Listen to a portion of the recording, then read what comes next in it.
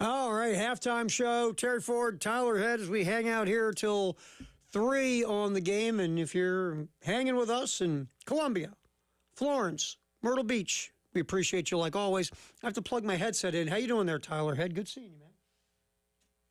It would help if I turned my microphone on and actually take the day off. Pot it up correctly. But yes, doing good. Doing exciting radio things yesterday. Oh yeah, it's fun time. Had Dimitri hanging out here. Talked to my buddy Garrett Chapman out of Atlanta. Talk about some Braves baseball.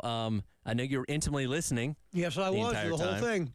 That was my cool corporate radio assignment for the day yesterday. We call it the extreme day of listening. So I'm just envisioning you sitting in a coffee shop, just like intently staring off into space with headphones on, and somebody comes up and, sir, I'm intently listening. Leave me alone. That's right. I can't be bothered. Do not bother me. I'm on my corporate assignment, intently listening. And you were close. It was a bar. No, okay, I went from.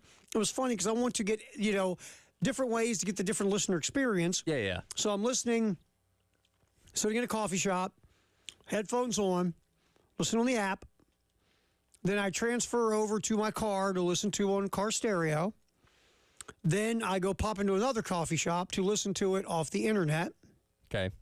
And then I do coffee shop number 3 to listen once again on the app.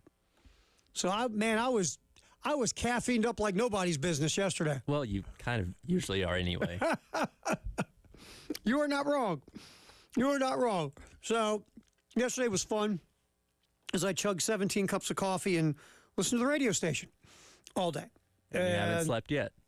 Well, I'll tell you a little story. Where is he? He's in the other. I should have dragged him in here. Okay. Matter of fact, talk for a minute. Okay. I will fill the air while Terry goes and gets somebody. Don't know who. He mentioned the 107.5 Game app, by the way. If you have not downloaded it, go to your App Store, iTunes Store, or the Google Play Store. Give it a download and listen to us wherever you go, whether it be around the state, in a coffee shop, at your home, whatever it may be. The 107.5 Game app. Good one by you. Quick story. All right. Elijah Campbell, jump on, pick a microphone. Here, try this one. Should work. Let me turn it on. So you talk about sleep. Yes. Sleep. Here I am. Sleeping at my palatial estate. As one does. And we call it's like the Kennedy compound, the Ford compound. And I'm sound asleep. And then something crazy happened. My phone rang at 5:45 in the morning. Elijah, who was that at 5:45 this morning calling me? That would be yours truly. Now, you have better had a good reason to call him that early. He was sober, for a change. Allegedly. Didn't need to ride home or anything, right? No, here's what it was. For different reasons. Tell them why you called me at 5:45 in the morning. Because about 10 minutes before our flight was scheduled to board, it was delayed by an hour, meaning I was going to miss my connection to Cleveland by a lot. So I was basically stuck at the airport and go up to the desk. I'm sure a lot of people have had this experience before and have tried to ask for, what else can we do? Is there another flight leaving from Charlotte that I can take to Cleveland? Nope. There was one they found, but by the time that they opened it up, already got filled. So we basically looked at the option, said, hey, how about come back in at 7 a.m. tomorrow, sending you to Chicago, and then leaving from Chicago at 4:30 p.m. Oh. So basically the layover from hell. That's problematic. I will be, long story short, my plan tomorrow is to hang out at O'Hara Airport for about roughly 7 hours until I'm able to get on my flight to Cleveland. He'll be doing all of his reports about the Final Four from O'Hara Airport in Chicago. All right, I'm watching a guy eat pizza while walking around in a leisure suit. There's another man sleeping near my feet. Look, this man asked me for money again. But at 5:45, so after this happens to him, his first thought is, I'm miserable. I'm awake. You know what I'm going to do? I'm going to wake up Ford. Going to make sure Terry knows that, make sure Terry's miserable and... Exactly, and awake. Let him know that I'm going to be in the building, so don't be surprised when you see me come in later. And the other part is, now, Elijah might be the most happy-go-lucky dude I've ever met. Sure. I've never heard or seen Elijah not in a good mood. I can say, Elijah, you got to do 12 hours of radio tomorrow. All righty, man, let's do it. Sweet, cool. Sign me up. This morning, Elijah was not in a good mood. It's the first time I have not heard him in a good mood since he started hanging out here with us. Now, being in an airport generally puts you in a bad mood in general, I would say. Yep. But yeah, being told that, hey, that plan that you had, yeah, go ahead and scrap that. Probably doesn't help. Then, ready? So he's got, hotel reservation, everything. Sure. So I text him once I got the fog out of my head. I text him, I go, don't forget to, check in, call the hotel and tell them about what's going on. Yeah. And what did you text me back? They didn't have your reservation. So apparently Hotwire canceled my reservation at 3:39 this morning as I am en route to the airport because I had to get there around a little after 4 when the airport opened. Oh my so God. I can, the rule of thumb for domestic flight, get there about an hour early. At least. So I did. But 3:39, they said that it was canceled. So after about another 35 to 40 minutes on the phone this afternoon, had to have them reinstate my reservation, and then edit it and adjust it to where my check-in is not at 3 o'clock today, but at 3 o'clock tomorrow. Heck of a morning for you, man. I've had better mornings, man. I'm telling you, I've had better. Hey, so when Terry picked up the phone, it was not my best of moods. As I'm still Can I standing ask here. you guys a getting my question? underwear. Sure. Is the airport catching up to motor vehicles is the most miserable experience? Ooh. So I've actually only flown one time in my life. That's it? Yeah, one time in my life. Really? And it was a bit of a hassle. Not the most fun experience, but would say it's probably on par, if not worse, than the DMV.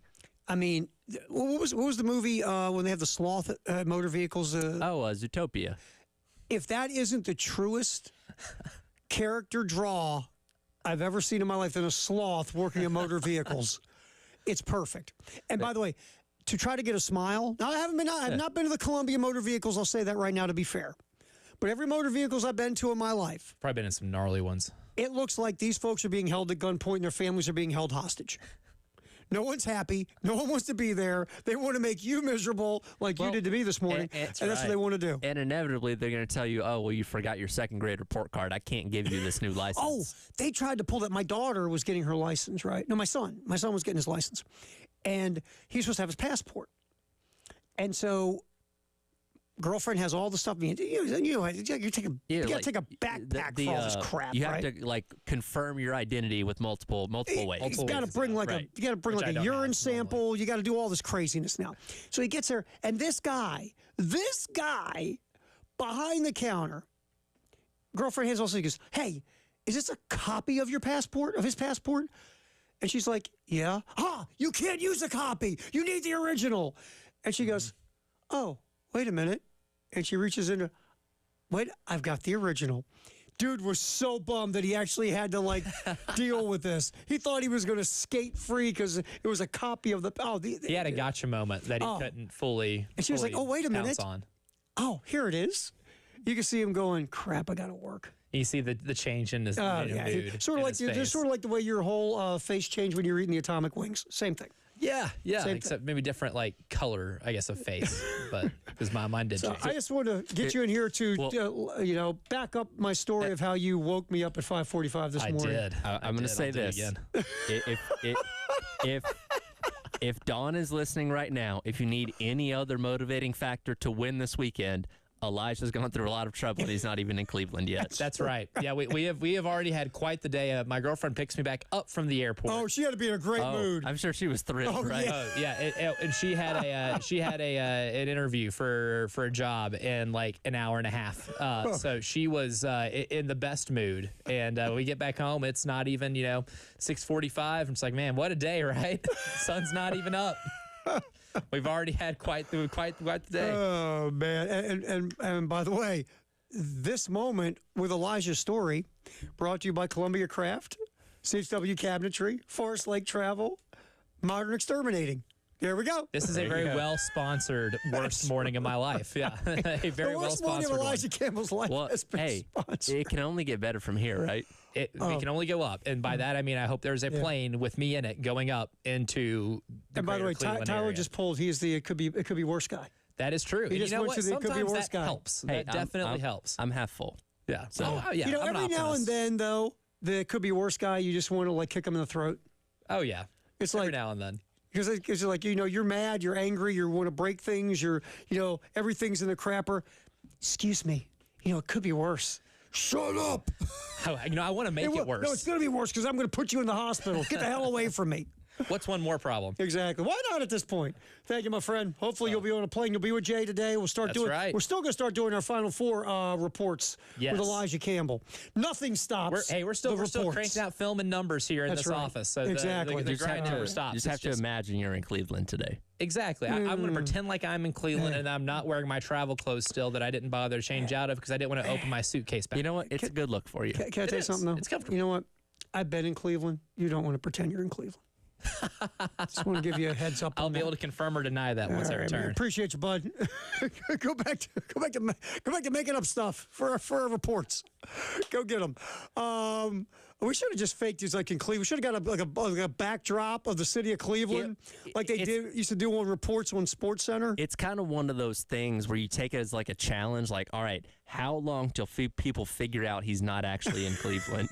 We should put like the Rock and Roll Hall of Fame behind him. Just the most Cleveland-esque. He's in front of the Browns Stadium randomly. Like, why is he over there? Cardboard cutout of Drew Carey with his arm around it. Yeah, very crude bitmap picture of Quicken Loans Arena. That's like, that doesn't look real. That'd be so good. All right. Anyway, so we'll have Elijah still starting his reports about the Final Four today. He'll be with Jay on the halftime show. Then he'll be his adventure will start tomorrow. I'm turning my phone off tomorrow morning. Just going to let you know that right now. Well, hey, as somebody that's been called by you very early in the morning, that was one of the greatest. Sometimes the shoe ends up on the other foot. And one of the greatest phone exchanges of all time was that one. That neither one of us remember. No idea what we said. There's a lot of All right, so Elijah will be back at it in Cleveland tomorrow. He'll start his reports this afternoon with Jay on the halftime show, on the postgame show. Here on the game. We'll get back in here. Let's talk some sports. Football, spring football. It's rolling. Shane Beamer talking yesterday. We had some of it, not a lot of it yesterday. Now we'll get you some more sound from the Gamecock football coach discussing the quarterback battle right now that's going on starting at spring, here in spring practice, and we'll lead into summer. That's coming up next. Terry Ford, Tyler Head. It's a halftime show rolling until 3 on the game.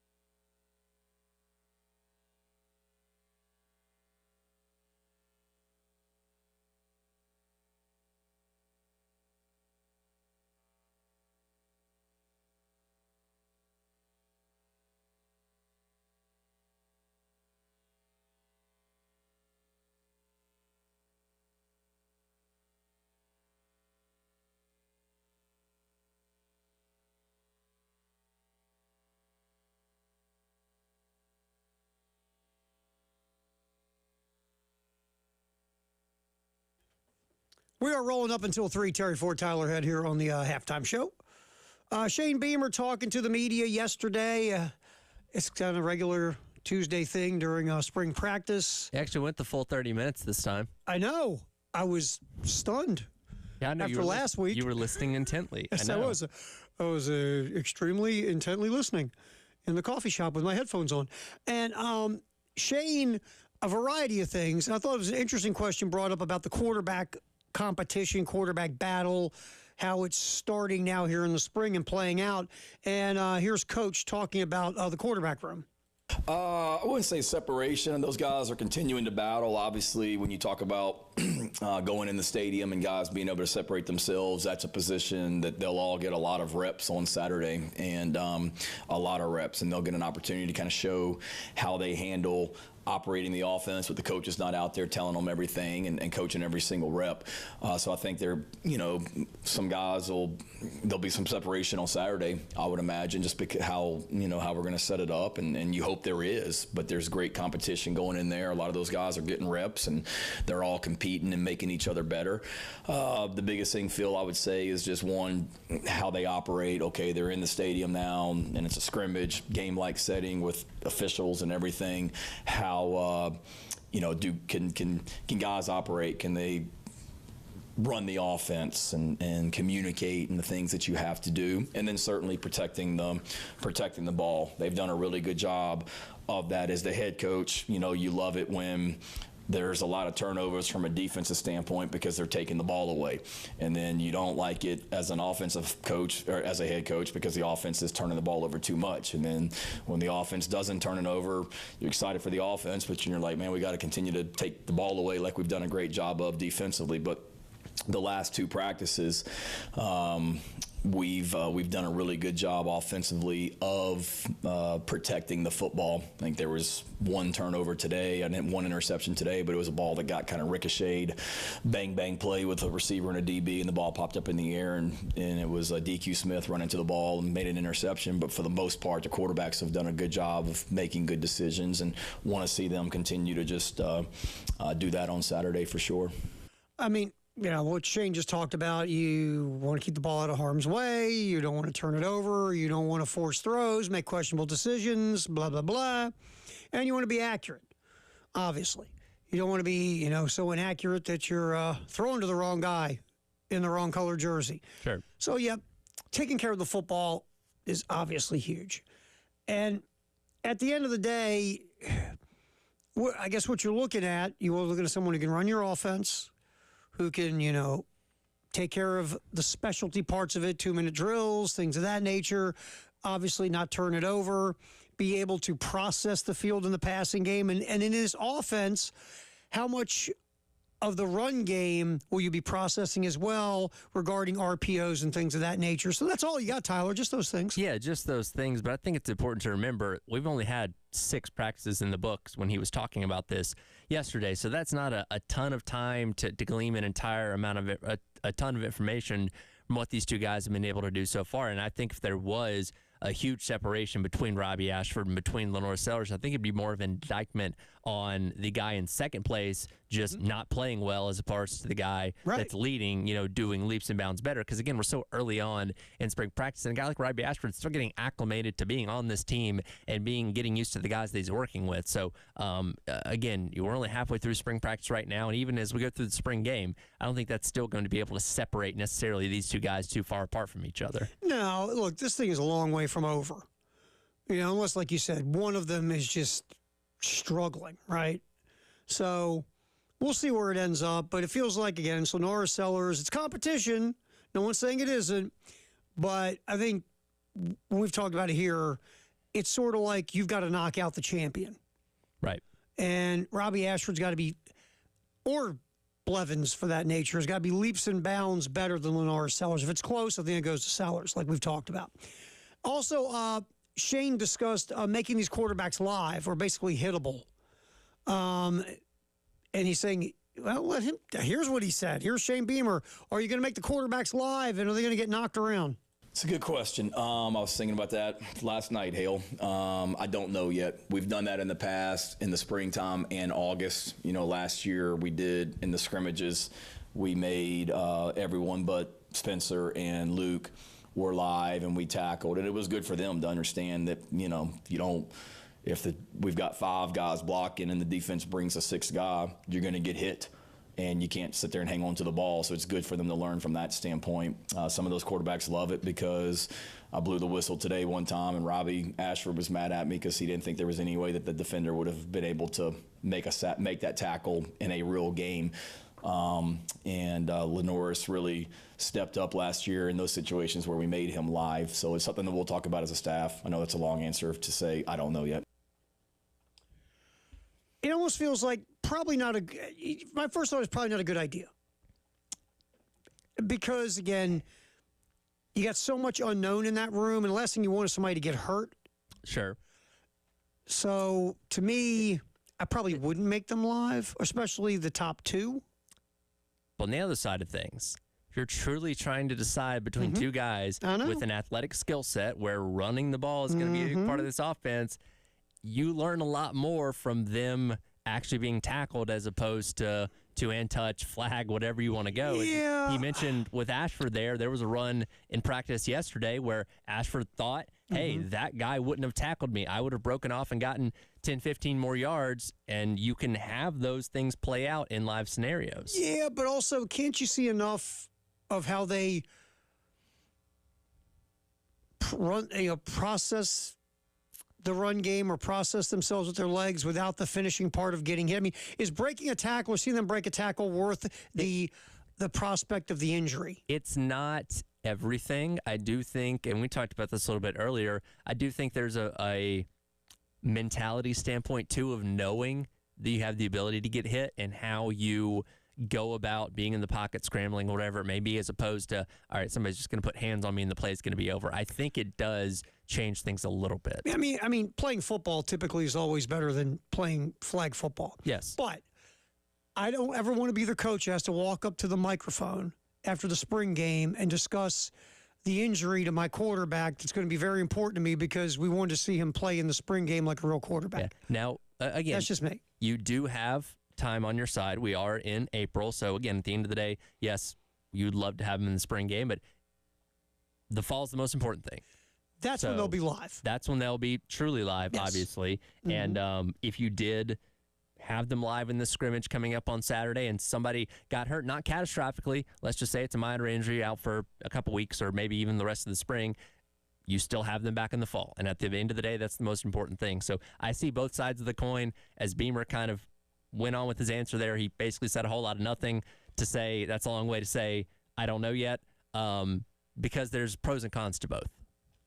Yeah, and I see the side of, I'm one of these people, I get it, the best way to play football is to play football. Yes.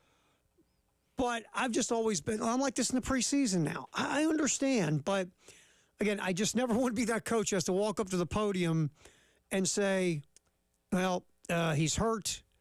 He could be out a while, out for the year. And then the question's going to be, well, why were you playing him in this fashion in something that doesn't matter in the big picture? It's the classic case of similar to like going forward on fourth down. It's like if you make it, you're the smartest coach alive. If you miss it, well, you're stupid. Why'd you go for it? If you have players or these quarterbacks go live and we go through the spring, nobody gets hurt, and you're able to say, wow, we saw from Lenore Sellers in this live segment, this, and this that told us this about him as a quarterback. That's fantastic. Great job, coach. But if somebody gets hurt, you're stupid. Why'd you allow them to go live? You knew they could get hurt. Well, that's all. That's the risk. Every time you make a decision, you always got to look risk-reward, right? Right.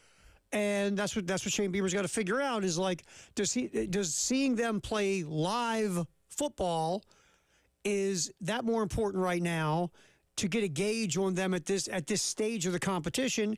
Is that a greater reward than the risk of somebody getting hurt? Me, I'm going with the risk petrifies me in the spring. Sure. Shane might say, look, I want to see him play. Right. And like you said, whatever decision you make, if it doesn't go the right way, you're going to get criticized. Like, let's say you don't have them get hit, and then all of a sudden they don't play well, or something goes sideways in another way. They're going to go like this. Well, why don't you have them playing football? That's why you sit in the big office and make the 7-figure salary to make that decision. Me, again, I understand it, but I want to get everybody through. Remember, the big injury last spring on the offensive line just started things in a bad direction. Very much. And so. those guys are going to hit. You can't play flag football on the offensive line. That's very That's true. life. So, all right, we'll see which way Shane goes in the spring. Obviously, the spring game is here on 107.5 The Game in Columbia. We'll be popping in right after baseball's over on April 20th, and we'll kick in with our pregame coverage. Then we'll have the game broadcast and do postgame. Chris Miller, our buddy Chris Miller from Learfield, will do the play-by-play. Our two buds, Wes Mitchell and Chris Clark, will be along with me analyzing and talking about the game. We're going to have a lot of fun. It's going to be Saturday night, April 20th. Again, we get our pregame going right after baseball completes here on the Game in Columbia at 107.5. I will pop back in here. Obviously, there's more Shane Beamer to get to, but there's something that just happened in the NFL that could affect the former Gamecock. You're like, what? Just come on back and we'll tell you all about it next. Halftime show, Terry Ford, Tyler Head on the Game.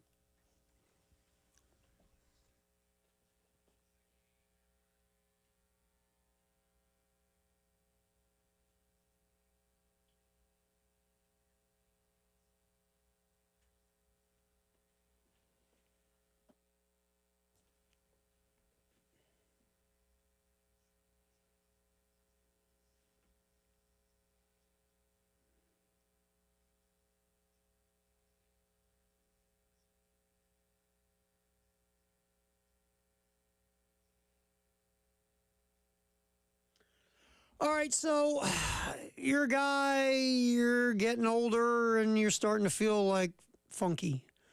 Things aren't going the way they used to, whether it's your workouts, your recovery from workout, your sleeping, your memory, your life drive, sex drive, professional drive, personal drive, whatever. Everything's gone clunky. And you're a little concerned. You're like, well, what's going on with me? I'm losing my mind. What's the deal? Could just be low testosterone. Could be that simple. One way to find out. You call 803-875-MENS. 803-875-MENS. Men's Clinic of South Carolina.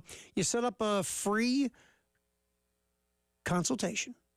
It is confidential with Dr. Dan and the staff. After talking with you, they think you could have low testosterone. They'll do some lab work. If it is low T, they'll put you on a program specialized for you to make you feel like you again. 803-875-MENS. Men's Clinic of South Carolina.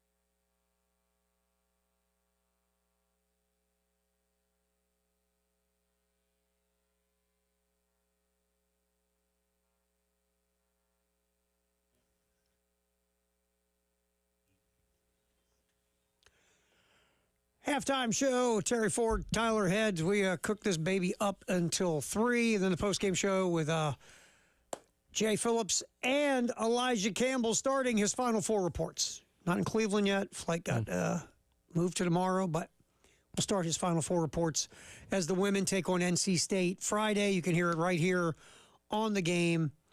You'll be hearing the whole thing here. And then if they do win Friday, 6:30 pregame, by the way, 7 o'clock tip. If they do win Friday, then Sunday you will hear the women play for the national championship here on 107.5 The Game in Columbia. So just give you a little programming note there. Elijah will also have a show on Saturday, 3 o'clock before baseball, kind of a recap of Friday. And if there is a game on Sunday, Elijah in Cleveland and Tyler here in our studios at the game, we'll get you ready with a little local pregame at 1 to ramp you up into 2:30 with Brad Muller. And if Elijah can make it to Cleveland by then, we'll just pretend like he's there. Like I said, we'll put up all these little things to make it like he's in Cleveland. Yes. All right, so the Buffalo Bills made a trade. Quite a trade. They deal Stephon Diggs to the Houston Texans for a second-round pick in 2025, if my memory serves me. Also 5th and 6th round picks as well in different drafts. So the 6th round's this year, the 5th round's next year. Now, your first thought is, what the bleep are the Bills doing? Well, it's very interesting. There's been some drama here in the last year with Stephon Diggs and Josh Allen and the Bills. Some of it I thought was crap. Like I saw some of the stuff about, Diggs on the sidelines being fired up or angry or throwing his helmet. And my thing would look, Diggs played at Maryland. Sure. I've seen Stephon Diggs for a long time. Stephon Diggs is just a fiery dude and an intense competitor. And he's on the sideline. The offense is scuffling and struggling, and they're not scoring points or they're not moving the ball. He's not mad at anyone. He's just frustrated. So I thought a lot of that stuff, first of all, was crap when it came to that criticism. I was going to say, and remember, the Bills were in a rough spot midway through last season. People thought Sean McDermott was going to get the boot, and they turned it on at the end of the regular season, were able to obviously make it into the playoffs. But, yeah, a lot of stuff going on and a lot of headlines around Stephon Diggs, the riff with him and Josh Allen, him and the coach, him and the team, all that kind of stuff. So this doesn't shock me. Remember when it was last year, he didn't show up for the mandatory mini camp? Yes. Or was it the volunteer? It was one of them. He didn't show up. Right. And remember, Sean McDermott was talking about, this is catastrophic. Oh, my God. It's like, no, it's not. Yeah. Dude, you're fine. And just the way McDermott handled it poorly. Sure. He handled a lot of things poorly last year. You know what? For a guy that's so, like his one-loss record is so good in Buffalo. Yeah. He does some goofy, weird, what were you thinking kind of stuff. Right. I read a deep dive on some of the things he's done over the last so many years or said or just, and I'm like, are you guys winning despite this cat? Sure. He's a really good defensive mind, but sometimes I'm like, he handles things in a way where you go, that made 0 sense. Right. And that thing with Diggs last year made 0 sense. Remember how bizarre it was? Yeah, it was odd. And again, it just kind of carried over into the season. Again, they figured it out as the year went along and, had a good, strong start or into the regular season, But, yeah, that was always kind of an existing riff, it seemed like, between him, Josh Allen, the team itself. It was a problem. And then there's a thing of Diggs' production was down, but one of the reasons to me Diggs' production is down was simple. All right, let's play defensive coordinator for another team. Okay. Buffalo, you're playing Buffalo on Sunday. Okay. What wide receiver are you going to take out? Stephon Diggs. And you're going to let all the other guys try to beat me? Yes. So teams are rolling coverages on Diggs, doubling Diggs, doing things to take Diggs out, and they're looking at the Buffalo offense and Josh Allen. Okay, throw to one of these other guys. Yeah. Because Diggs isn't beating us. So to me, that's the explanation for Diggs' numbers going down. I know he's 31 years old, $27.8 million cap hit, I think it is, roughly this upcoming season. I think all those factors involved Buffalo's moving Diggs. Now I'll say this. You better go do something in the offseason about wide receiver. Yes, which leads us to potentially next point. Former Gamecock. Xavier Legette has been mocked early to mid-second round. I think he goes early second round, Legette. I just do. I think he could sneak into the bottom of the first round, and that's where we're going right now. Buffalo is at the bottom of the first round pretty much. Yep. They're going to need a wide receiver. If you look at that spot in the draft, you could see Xavier Legette going, especially now, because there's going to be value there with wide receivers. This is a deep wide receiver draft. Yes. Adonis Mitchell, your former Georgia Bulldog, played at Texas, has been mocked near the bottom of the first round. Legette now, with what's happened also in Kansas City with Rice's off the field stuff, their wide receiver, with Rice's off the field issues, and with the trade of Stephon Diggs, Kansas City and Buffalo might be more and more looking at the wide receiver position, and there's value. It's not a reach if you take Legette bottom of the first round, in my opinion. It's not. That's not a reach. It's not. And you said, Buffalo has the 28th overall pick. So back half of the first round there in Kansas City, obviously a few picks after them after winning the Super Bowl. And again, we see these projections that have Xavier Legette going high second rounds, maybe even being the first pick in the second round going to the Panthers. We've seen that one. It all, and look, with the way the draft goes and trades and teams moving up and down and all that kind of stuff, it's never a perfect science. So that's more kind of a rule of thumb of the general area you kind of expect them. It also depends on what teams take wide receivers ahead of them and the Adunzes and the Neighbors and guys like that. Where do they go off the board and what teams are still waiting on wide receivers when it comes down to them picking, and is Xavier Legette going to be that top guy when that pick rolls around? And there's so much value because it's like anything. People always, and I hear this, and it just, again, maybe not everybody pays attention to the draft like I do. I'm a draft dork. Sure. Reaching for a need is a disaster. You don't reach for need because you'll hear this. Well, they need this. Yeah, they do, but you don't reach for that. If you're picking in the first round and you need a wide receiver and there's no first round value wide receivers left on the board and you reach for a guy that's valued in the third round, that's not very smart drafting. Sure. But these wide receivers, there's a pile of them that you see, McConkney, a bunch of receivers who look like value-wise, they fit in the bottom of the first round, and one is Xavier Legette. Yes. So the more teams that now are going to be looking at wide receiver, they're not reaching at the bottom of the first round anymore because there's a lot of first-round value there, bottom of the first-round value, and that's another reason Legette could pop in there with one of those teams. You mentioned Ladd McConkey, who, again, is kind of projected in that same general area with Xavier Legette. Legette has the ability to be a 1. Yes. Going to Buffalo, going to Kansas City, wherever it may end up being. McConkey's more that guy that is maybe your kind of slot guy, X guy, whatever it may be. Yep. As opposed to being lined up on the outside primarily. He can go the outside, but that's not his main game. You have Xavier Legette, who can obviously get those high point, balls, contested catches, stuff like that. So if he is drafted by a team in the late first round, early second round, he's being brought in as like, hey, you're going to be our guy. In the future, we project you as a 1. And you could see that. Look, Kansas City and Buffalo both could use a 1. Yes. Because right now, Kansas City's 1 is Travis Kelce, their tight end.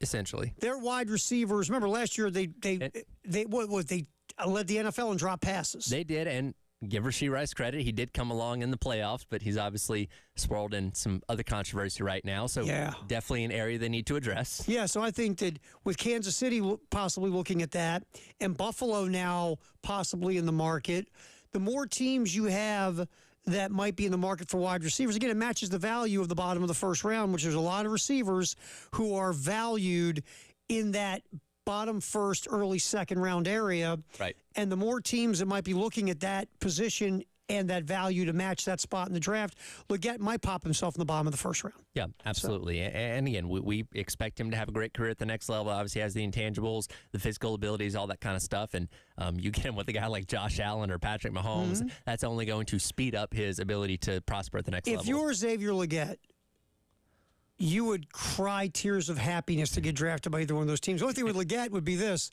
Hey, dude, by the way, the Buffalo Bills, you know where they play?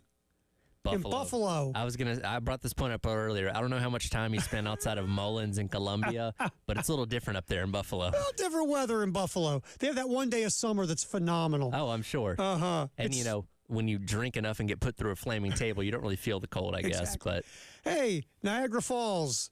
Have fun. Yeah. All right, so just the Stephon Diggs thing just could move more dominoes for Xavier Legette. It's interesting. Something to keep an eye on for sure. All right, halftime show, Terry Ford, Tyler Head. You can, again, check us out. Myrtle Beach at 100.5 the game. Florence, 100.3 the game. We have our Game TV, sponsored by Shepherd's Glass, powered by our friends at Integrated Media. Also, you can go get the 107.5 The Game app off of iTunes or your Google Play. Many ways to check out the game. All right, we'll get back in here. Our Firehouse subtext the hour at 803-404-6100. Halftime show. Terry Ford, Tyler Head till 3 on the game.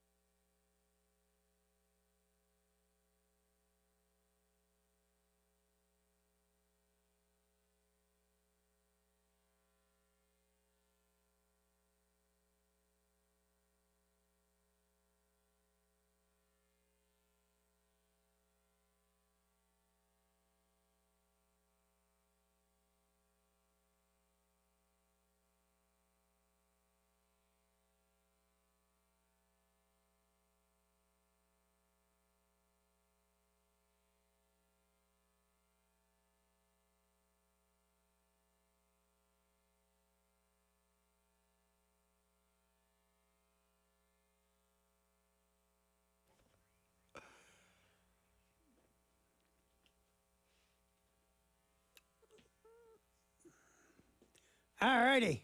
Time to get the old text of the hour, 803-404-6100. What do you got there, Bubba? I like that. Bubba Head. Bubba Head. You're not down with that? No. Not down with Bubba Head? Yeah, I don't think that's the nickname that's going to stick for me. I tried to get T Money going a few years ago. my old PD actually used to call me Team Money. And funny enough, I did a music shift for our adult, like 80s, 90s now station that was in the place that I used to work at in Athens. And, I thought a lot of people on the radio have nicknames. So I thought, why not? I'll give it a whirl. So the first time I introduced myself, I said, this is Team Money. And the music PD was not pleased with that. He said, no, you use your name on the air, not a nickname. I was like, okay, got it. Never tried that again. Oh, it's funny because when I first started, it was all about radio names. Sure. And you got to talk like this. When you talk like that, talk like this. Hey, out there, guys and gals and pals out there, radio land, we're spinning stacks and stacks of wax. I was like, oh my God, I'm not talking like that. I can't do that. And radio names were a big thing. Use a radio name. Well, back then, too, you didn't want to get caught by the police. Radio was a different animal back then. Sure. So you wanted to use a fake name. That way the law couldn't find you. All right, 803-404-6100. What we got there on the old text line, my friend? Nameless texter in reference to the quarterbacks being live. I say that live is always the best option. Gives you the better opportunity to learn more about them. And look, there's no wrong answer here. You just you make the best decision and you just hope it's the right decision. That's all. Me, I wouldn't make them live. The top two, I let my boy Dante Reno go live. I let Blevins go live.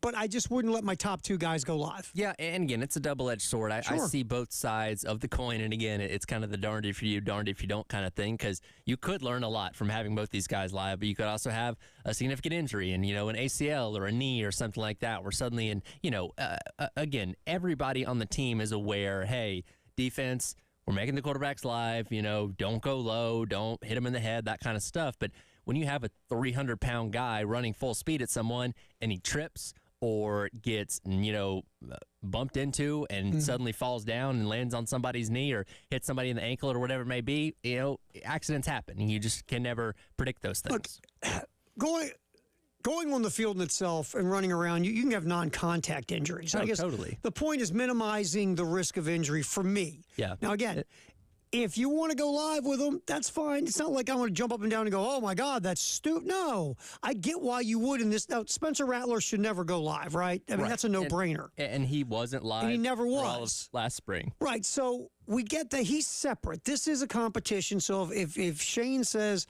we're going to make him live because every rep to me is vital in figuring out who's going to quarterback this football team. Okay, I hope it works out for you.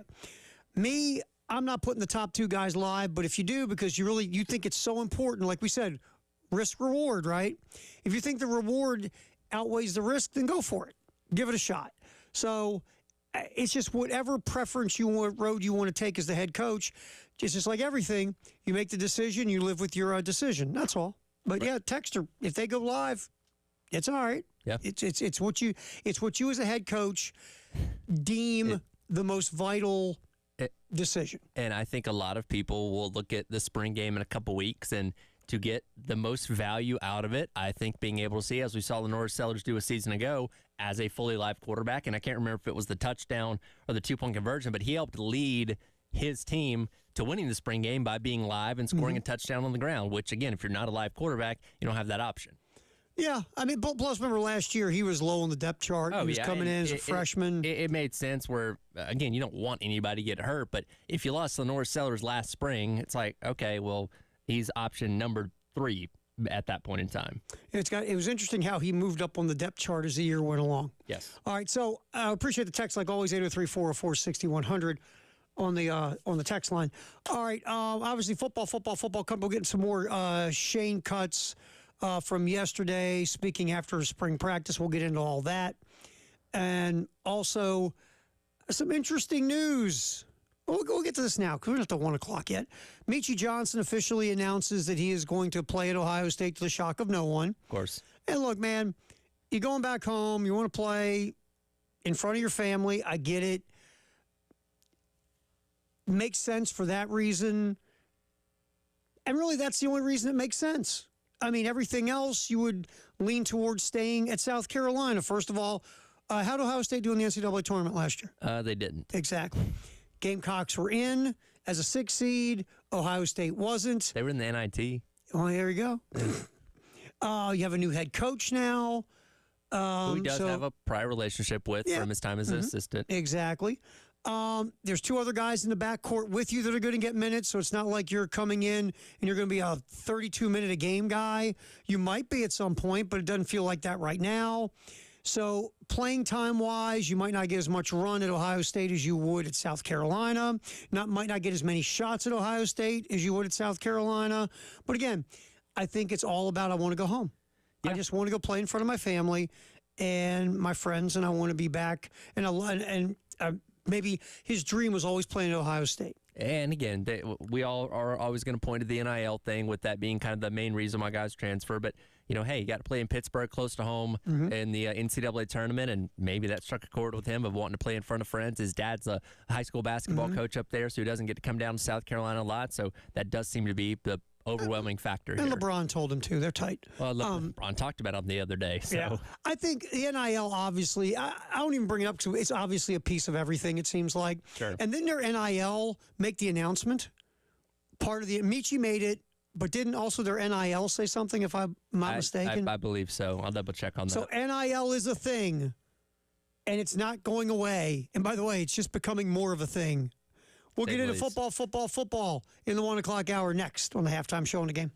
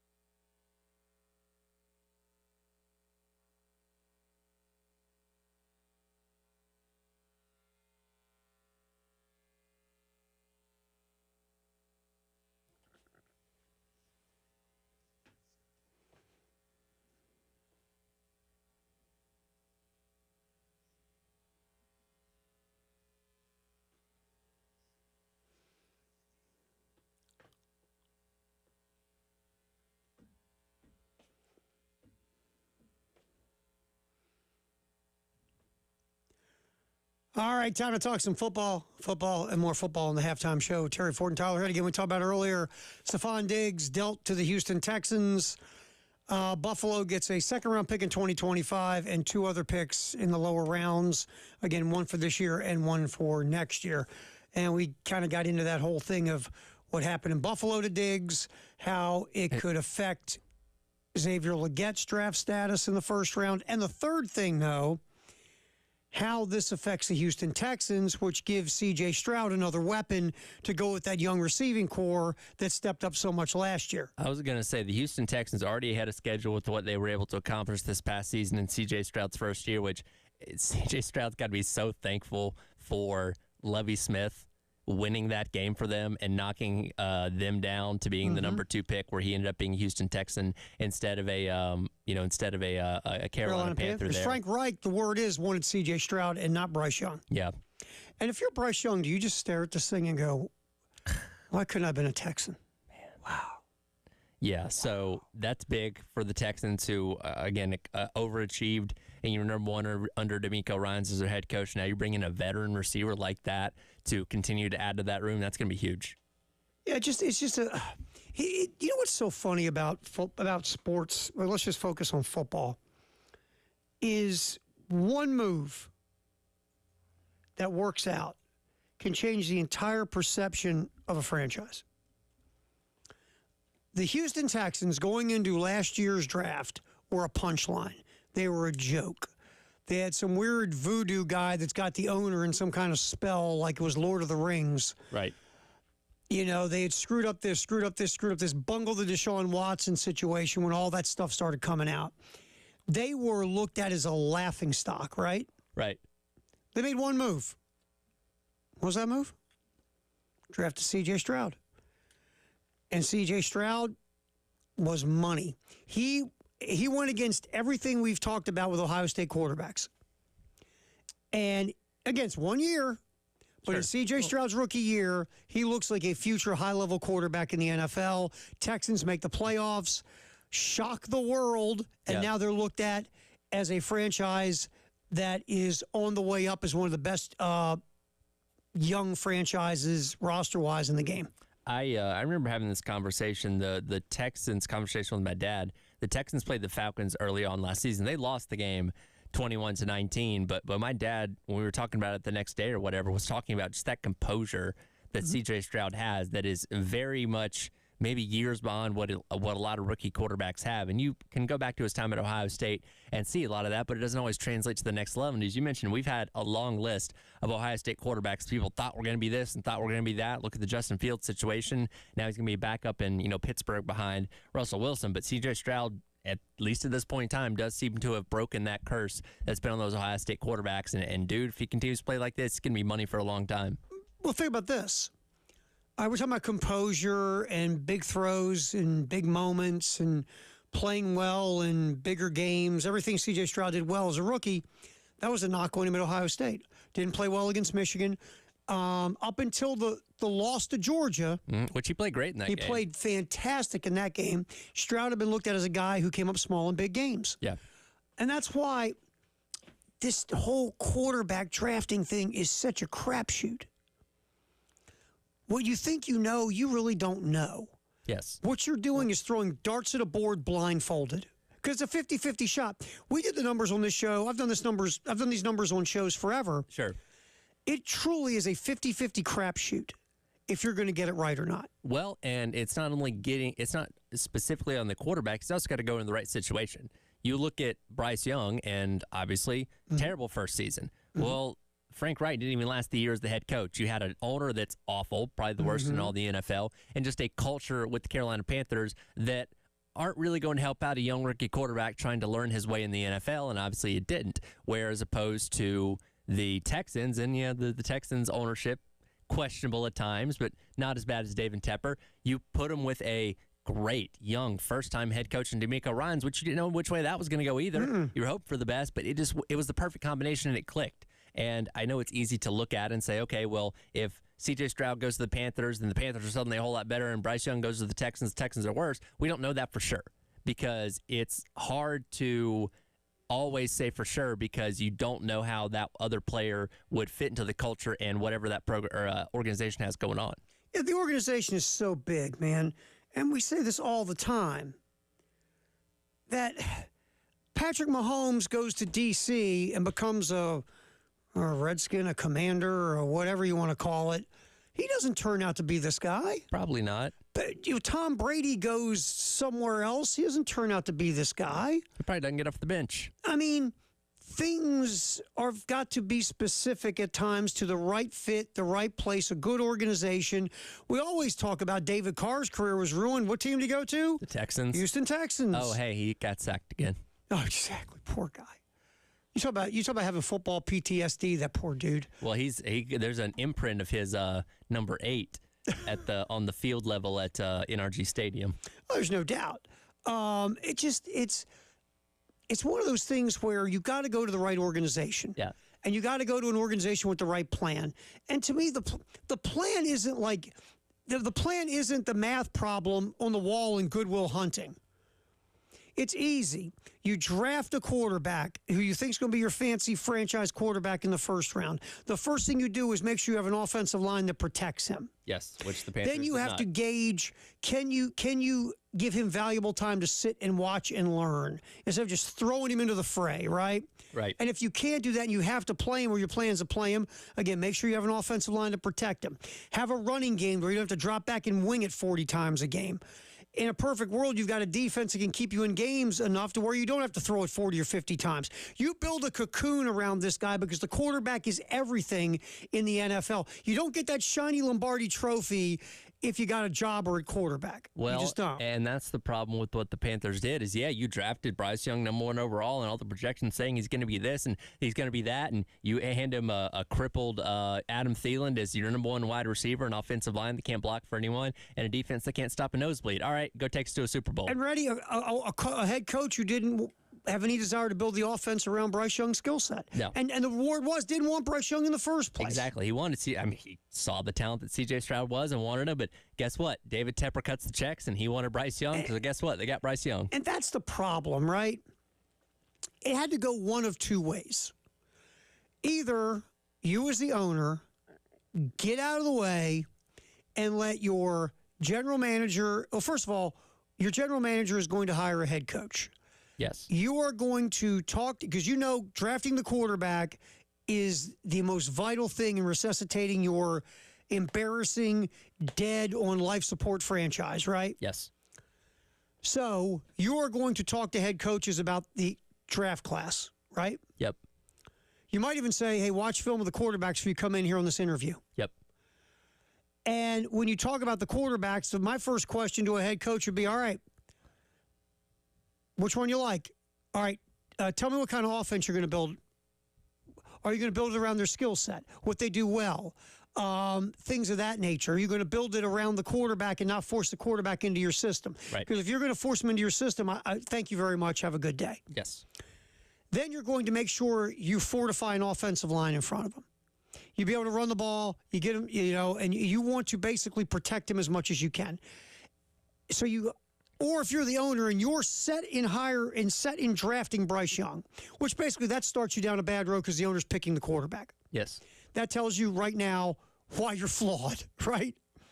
But if for some reason you have this love affair with Bryce Young and you believe in your heart that you need to draft Bryce Young, you're going to interview head coaches with the idea of, I want a guy that believes Bryce Young should be the guy, and 2 is going to build the offense around Bryce Young's skills. Right. Or I'm not hiring you. Yeah. All this is simple, man.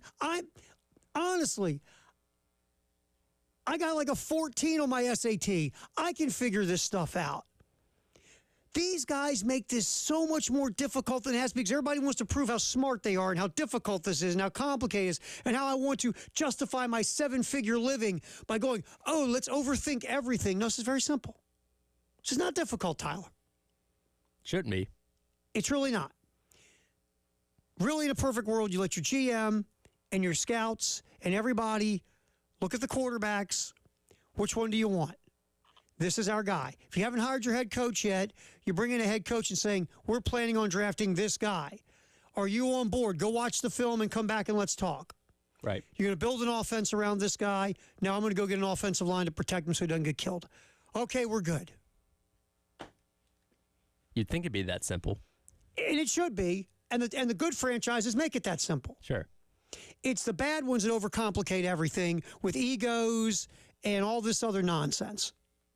It should be very simple. The one goal, draft the right quarterback and do everything in your power to help him succeed. That's why the Texans were in the playoffs. That's why the Panthers weren't. Exactly. And now you see with Patrick Mahomes, he hooked up with a Hall of Fame quarterback guy and a Hall of Fame offensive mind. And that's the blueprint, dude. Right there, Tyler, is the blueprint. And that was obviously the draft where like guys like Mitch Trubisky went ahead of Patrick Mahomes. I'm imagining in my mind Mitch Trubisky working with Andy Reid, and suddenly he's like the greatest quarterback of this generation suddenly. How scary would that be? Ugh. Mitch Trubisky. Which I don't think, even with Andy Reid, I don't think Mitch Trubisky would hold a candle to what Patrick Mahomes He'd be doing. better than Mitch Trubisky's been, but Patrick Mahomes has just got that instinctive it. But again, Andy Reid let him be the instinctive it, coach some of the rough edges off of him and put him in an offense that fit his skill set. And then Andy Reid evolved and changed things because Andy Reid saw he had a special talent, and Andy Reid built to that talent. And remember, he came in backing up Alex Sat Smith. a year, Tyler. Yeah, so he wasn't even the guy when he came in, but you hear Andy Reid talking about it in interviews and stuff. At practice, they were like, "Oh, this guy's special." Yes. Well, they do. Alex Smith had an MVP type season his last year in Kansas City. Yeah. And they still said, thanks for everything. He had an MVP type year. He sat out the last game of the regular season, which Mahomes started, and he blew everyone away. Mm-hmm. And more people are talking about him than Alex Smith. Yeah. And here's the other part, though. Again, Mahomes coming out of college, I remember the scouting reports. All sorts of crazy arm angles. He makes poor decisions, makes throws he shouldn't make, runs out of the pocket too quick, likes to play street ball, doesn't process. I remember all that stuff. Sure. But you know what Andy Reid saw? Magical arm talent, instinctive playmaking ability, and said this, we'll fix the other stuff. Don't worry. We'll handle it. Michael Vick has said to this day he wishes he would have been drafted by the Philadelphia Eagles and tutored by Andy Reid. He'd have been a different quarterback. Probably so. Andy Reid's he knows what's up. And you saw how they handled Patrick Mahomes. And again, that should be the book for all these organizations. Again, you might not have a Patrick Mahomes in talent, but the way the Chiefs dealt with it, sitting Mahomes out almost a year before he finally played, building an offense around his skill set, worried about what he can do, and then we'll deal with what he can't do and try to make it better. Offensive line. Mahomes has never had a bad offensive line until they were all hurt in that Super Bowl, and he almost got killed by Tampa Bay. Right. Again, we're not splitting an atom and curing disease here, man. We really aren't. We really aren't. All right, we'll come back. Shane Beamer, let's hear from the coach. More thoughts. How about the wide receiver room? Let's get into that with Shane because there's a lot of possibilities there. Football, sponsored by our buddies at Atlantic Windows and Doors. Terry Ford, Tyler Head. We'll hear from the Gamecocks head football coach on his wide receivers. That is next on the halftime show on The Game.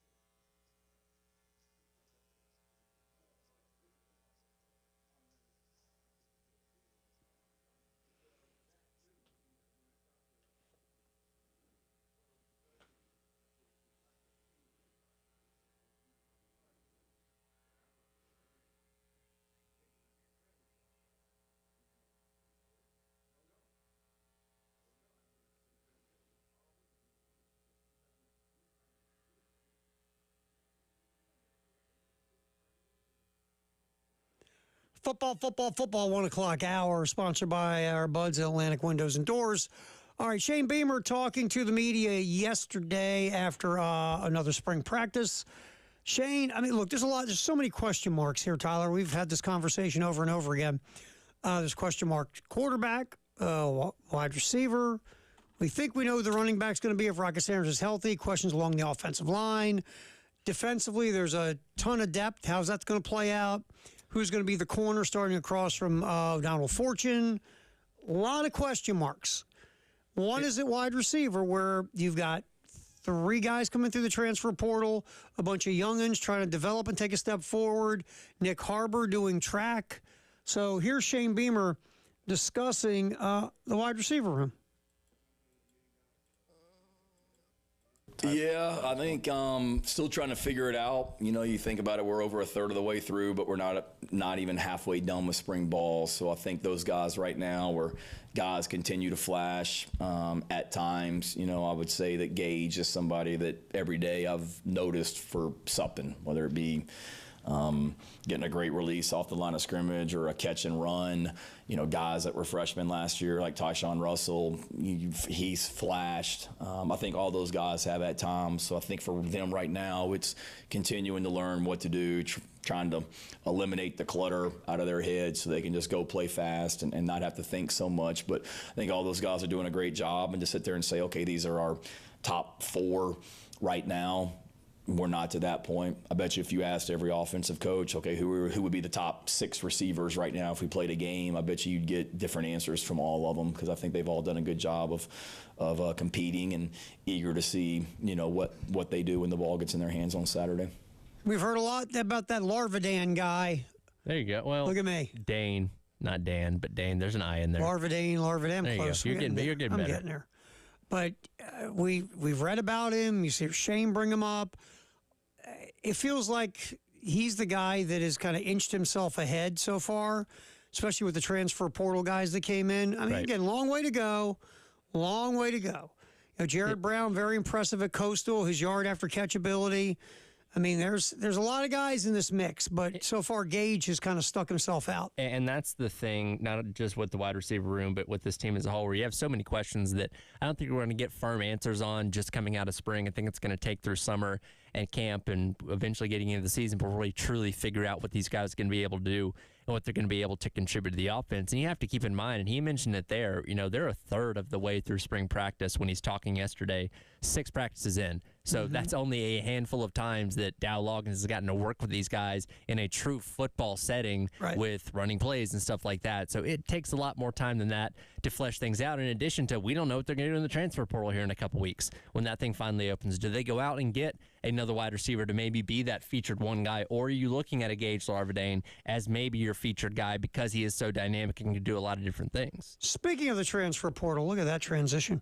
Speaking of the transfer portal, here's Shane Beamer discussing the spring game in reference to that transfer portal that'll be popping open here in April. Yes. I think there's a lot when you set the spring practice schedule.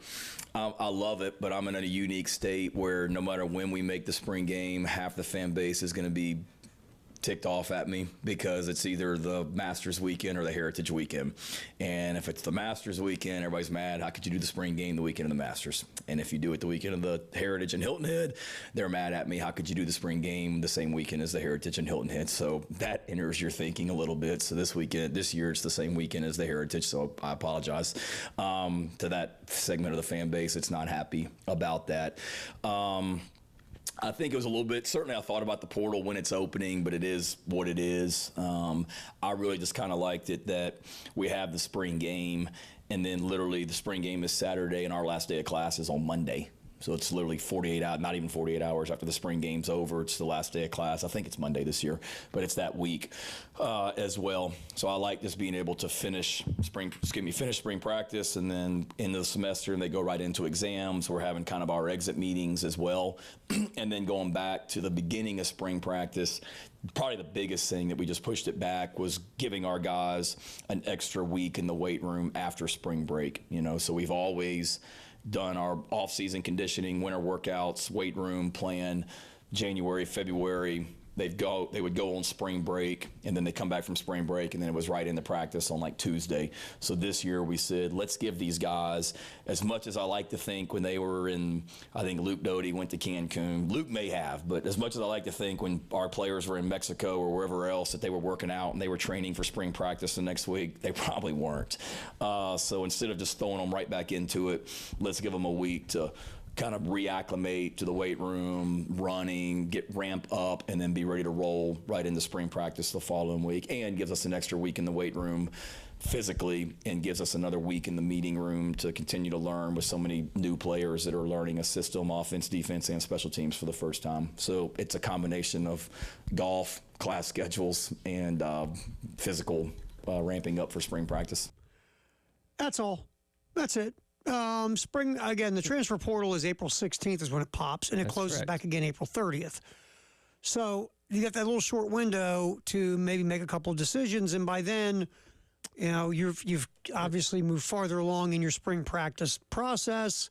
Maybe you got a better idea of, I got to go another wide receiver, or I got to go get another corner, or I still want to have another offensive lineman because I don't have enough. Yeah. You got a better gauge by the 16th, but it's everything's against the calendar. So weird. It is, and the question was being asked because, yes, the portal does open on the 16th. You don't play your spring game till the 20th. He mentioned kind of having those exit or those spring assessment interviews and meetings with these players over the couple days after that. So you're essentially maybe a full week into the transfer portal being open before you actually have some guys maybe deciding to jump in themselves. Then you're talking about, okay, we have this spot to fill and this spot to fill, and when these scholarships and that kind of stuff. And as you know, with the transfer portal, it's first come, first serve. And if you're not jumping in it feet first right away, you're going to end up losing out. So I think there's a concern that being tied up with spring practice and not knowing where some of the holes on your roster might be until maybe a week after it's open could be a concern. Well, the other part is how much pressure. Let's say you're playing at South Carolina and you've gotten through almost all of spring practice. The portal opens on the 16th. You got to make a decision as well, going, okay, I'm third on the depth chart. I'm gone. So what's going to happen to you? Maybe you have plans as coaches to set up your spring game, right? And then guys are jumping in the portal. That's a good point. It's a weird. Again, they've got to do something about the calendar. The calendar has got to start making sense in college football. December's nuts, but I know there's no drop dead date on spring games and spring practices. I understand it. Well, maybe there should be. Maybe, again, you should get when you have your big coaches meetings, maybe there should be a mandatory time you do spring practice to your spring game, or you have a window, right? And you got to be done by this window because that's when the transfer portal is going to open. Because right now, South Carolina is still a few days left in spring practice, haven't played a spring game, and the portal opens, and you could have guys leaving before the spring game. Yep. It's just bizarre. All right, it's football here. In the 1 o'clock hour, sponsored by Atlantic Windows and Doors. We'll get back in here. Shane Beamer continuing some conversations. Obviously, the conversation everybody always wants to get to is that Nick Harbor fella. We'll give you Shane's latest thoughts on Nick Harbor coming up. It's a halftime show. Terry Ford, Tyler Head, till 3 on the game.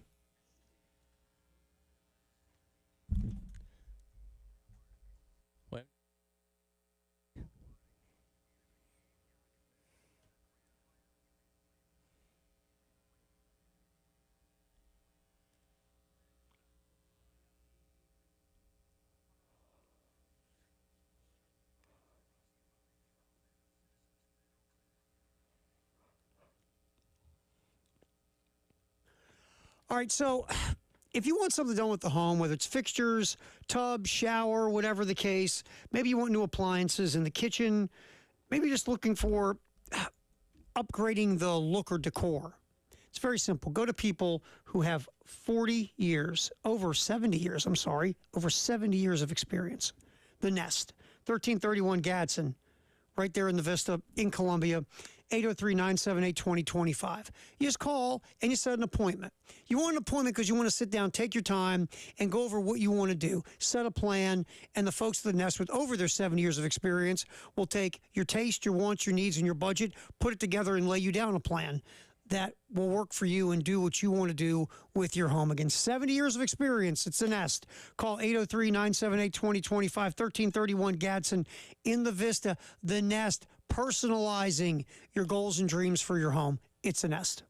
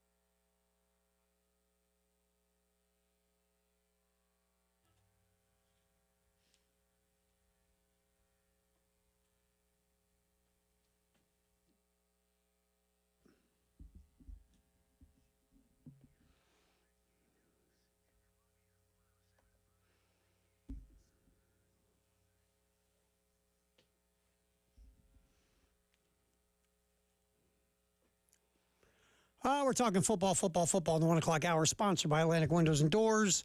Also, for fun, I was in a break. You know, the photos and memories come up on your phone and all that. Yeah, sometimes more unpleasant than others, but Oh, sure. absolutely. It's like, oh my God, someone took a picture of that? Let me untag myself from that Facebook post. Exactly. Well, one of my pictures came up of back when I was a young Terry Ford and I had hair, had my surfer hair, so I showed it off to Elijah and Tyler and David Dare and... That's not you. There's no way that's you. If you look at the live stream now, you're like, wow, you had hair, Ford? Yeah, I had my surfer hair. You got, and everybody, and all of you had the same look on your face. Wow, you had hair. Oh my God, that's crazy. I had a lot of hair. Shark got it right. Well, yeah, it's a horrible, awful. You know, I saved lives though. I saved a bunch of orphans and lost my hair. One day I'll show you my Bon Jovi hair. I haven't found those pictures yet. Oh God. And the Bon Jovi hair. Now your hair's just living on a prayer, right? I typically don't like those jokes That was funny. I couldn't resist. I can't stand puns and dad jokes, but that actually was a pretty good one. That was good. I'll have to tell you Dave's dad joke from earlier because he got all of us good earlier. Did he? Yeah, Dave will throw one every now and then. Sure. Yeah, he'll get one going every now and then that's actually funny. Most of them are terrible, but every now and then. It was pretty bad, but the delivery of it was good. Did he give you the deadpan? Yes. Oh, see, that's good because Dave talks in deadpan. Yeah, he didn't get high or low. Not a lot going on there with Dave one way or the other. Unless you mess with his honey buns. Yeah, no, that's different. Man becomes a grizzly. All right, so Nick Harbor was a topic of conversation for Shane Beamer yesterday as the coach did his was become a Tuesday staple during spring practice, his Tuesday presser. Here is Shane discussing Nick Harbor and how much Nick can participate during the spring because of track. Yeah, I believe so in regards to he and Lenoris and other guys being able to do stuff on their own. He and Coach Furry being able to do kind of stuff on their own within the rules and whatever Nick wants to do. But when class isn't conflicting with his schedule, he's here. So obviously the weekends, I think the last 2 weekends they've had track meets. Last week I think they were in Florida, and the weekend before they were here. So he hasn't been around on Saturdays. We weren't here this Saturday, but he hasn't really been around on the weekends.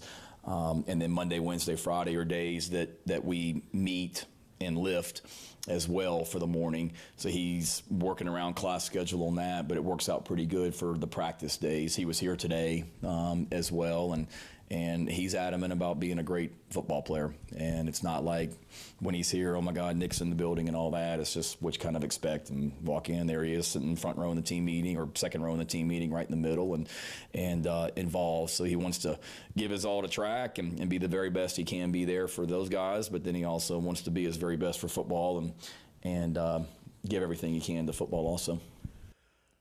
Look, you can only do so much, right, when you're serving two different sides. Sure.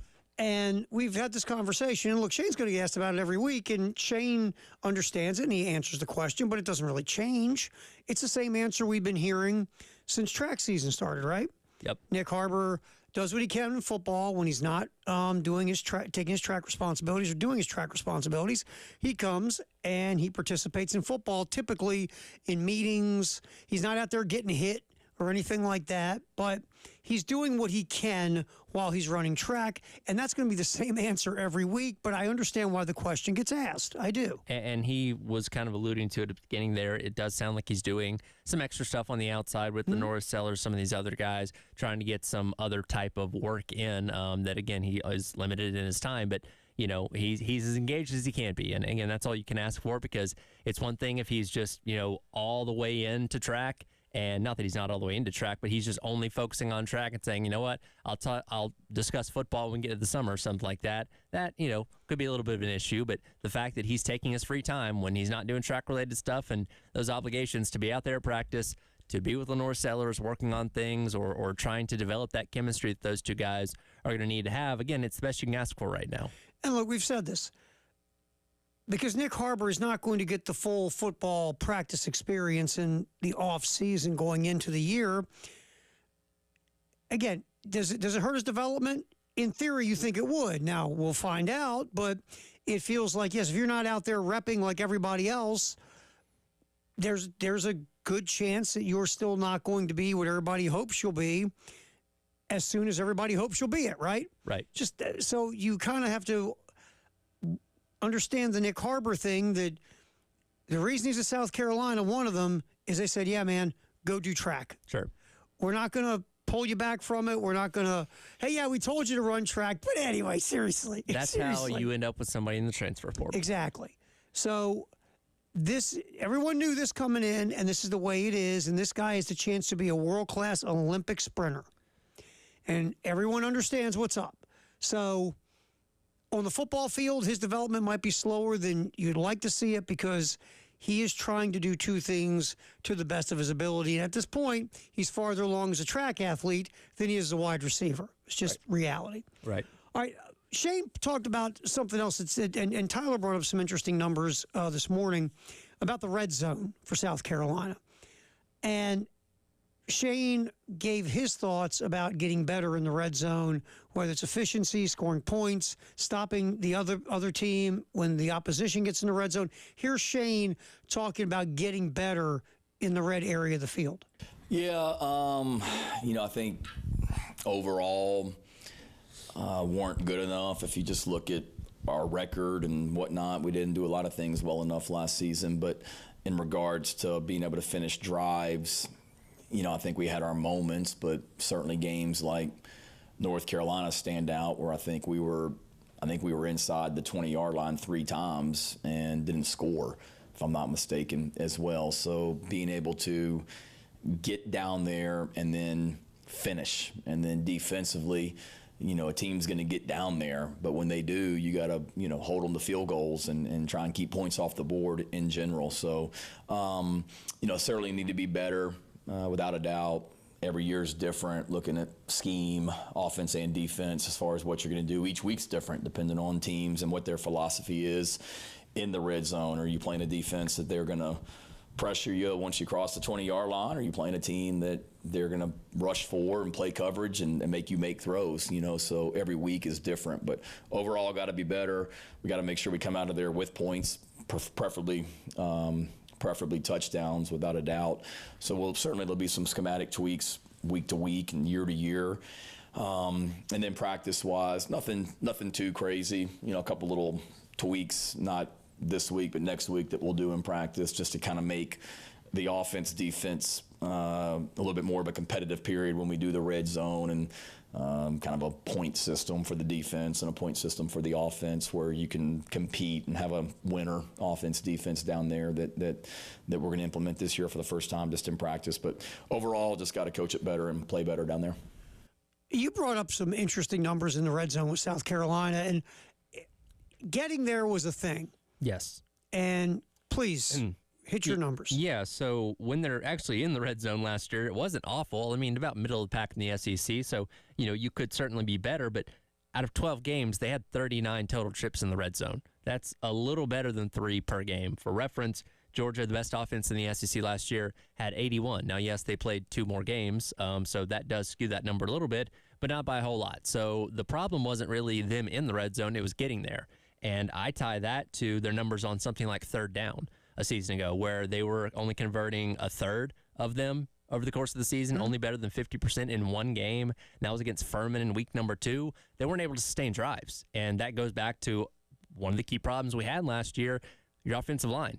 If you can't block for your quarterback, if you can't open up lanes for your running back, guess what? You're not going to have very good drives. You're going to be put in those 3rd and 7, 3rd and 8 situations as opposed to maybe 3rd and 2, maybe 3rd and 3, something like that. So you're forcing your hand on these 3rd and longs, and guess what? You're probably not going to convert as many of those.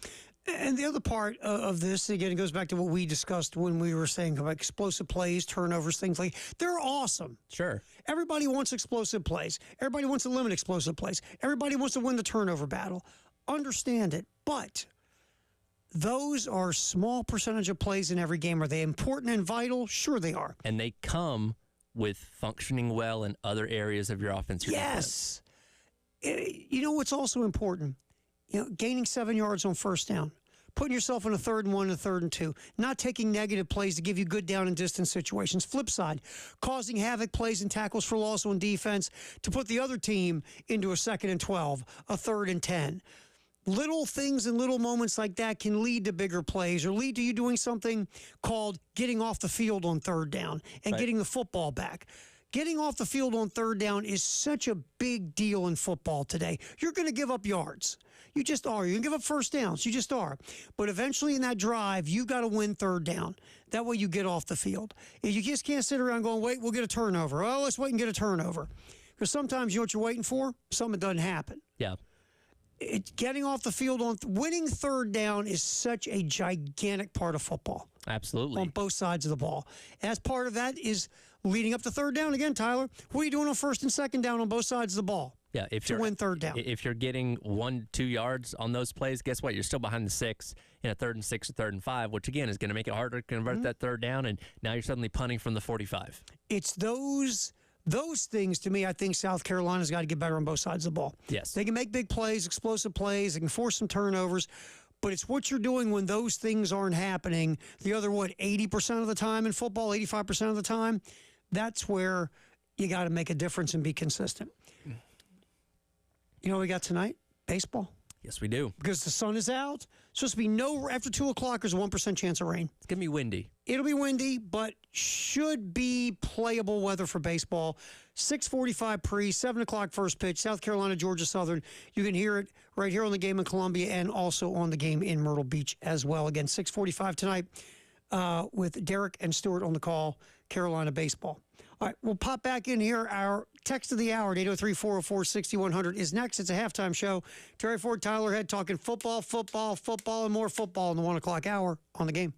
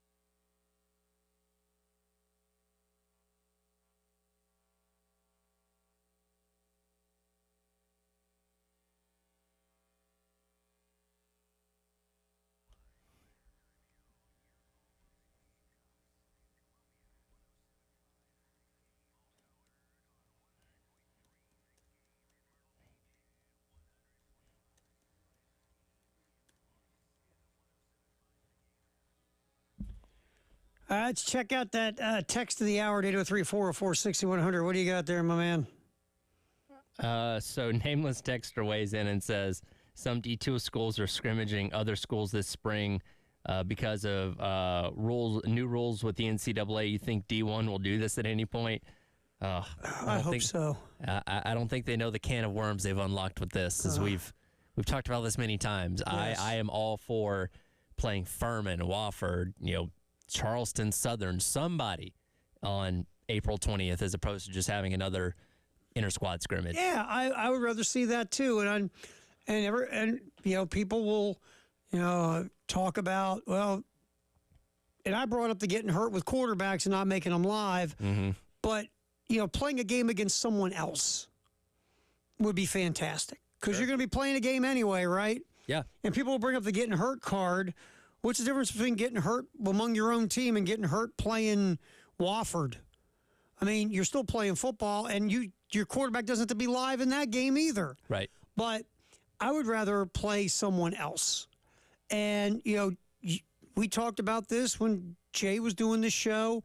Write them their nice big check for that. Sure. Because they need money, obviously, with these programs. They don't have SEC dough. Play a Wofford. Write them a nice six-figure check to come on over and play in a spring game, and everybody have a hug and go away, right? And you know what? That frees you up another week in the fall to schedule good quality opponents. Because again, the main argument for playing the cupcakes, quote unquote, during the fall is, these programs need it. They need the money. And yeah, again, what difference does it make playing them in April as opposed to playing them in September? If you still cut the check. Yeah. Because what matters, look, make no mistake, is getting the check. Exactly. Yeah, every now and then one of these smaller schools will, shock the world and have it pull a W, but 9 times out of 10 they get beat. They get whooped. They get woodshedded. So just bring them in, have a spring game, write them their nice check that can help their athletic department and send them on their way.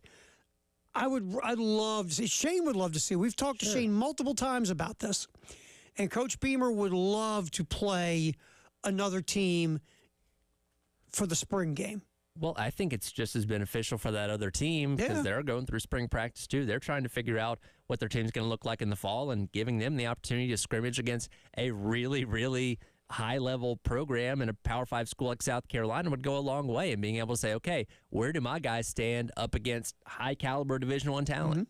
You know what? In college football, I should say college football is the only sport where there isn't any kind of preseason competition. There's not. We just go cold turkey right into it. Right into it. I mean, even basketball has their top secret scrimmages with other programs. You got to know the password and the secret knock to get into those. Exactly.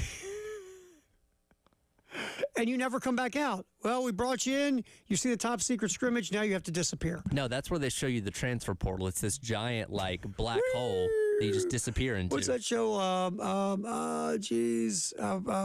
Doctor Who. Yeah, exactly.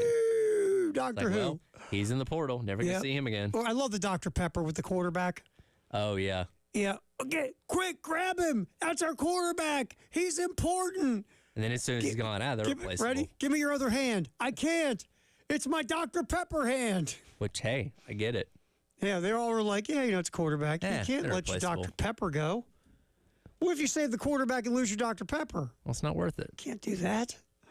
So, yeah. Quarterbacks are temporary. Dr. Pepper's forever. Permanent. That's right.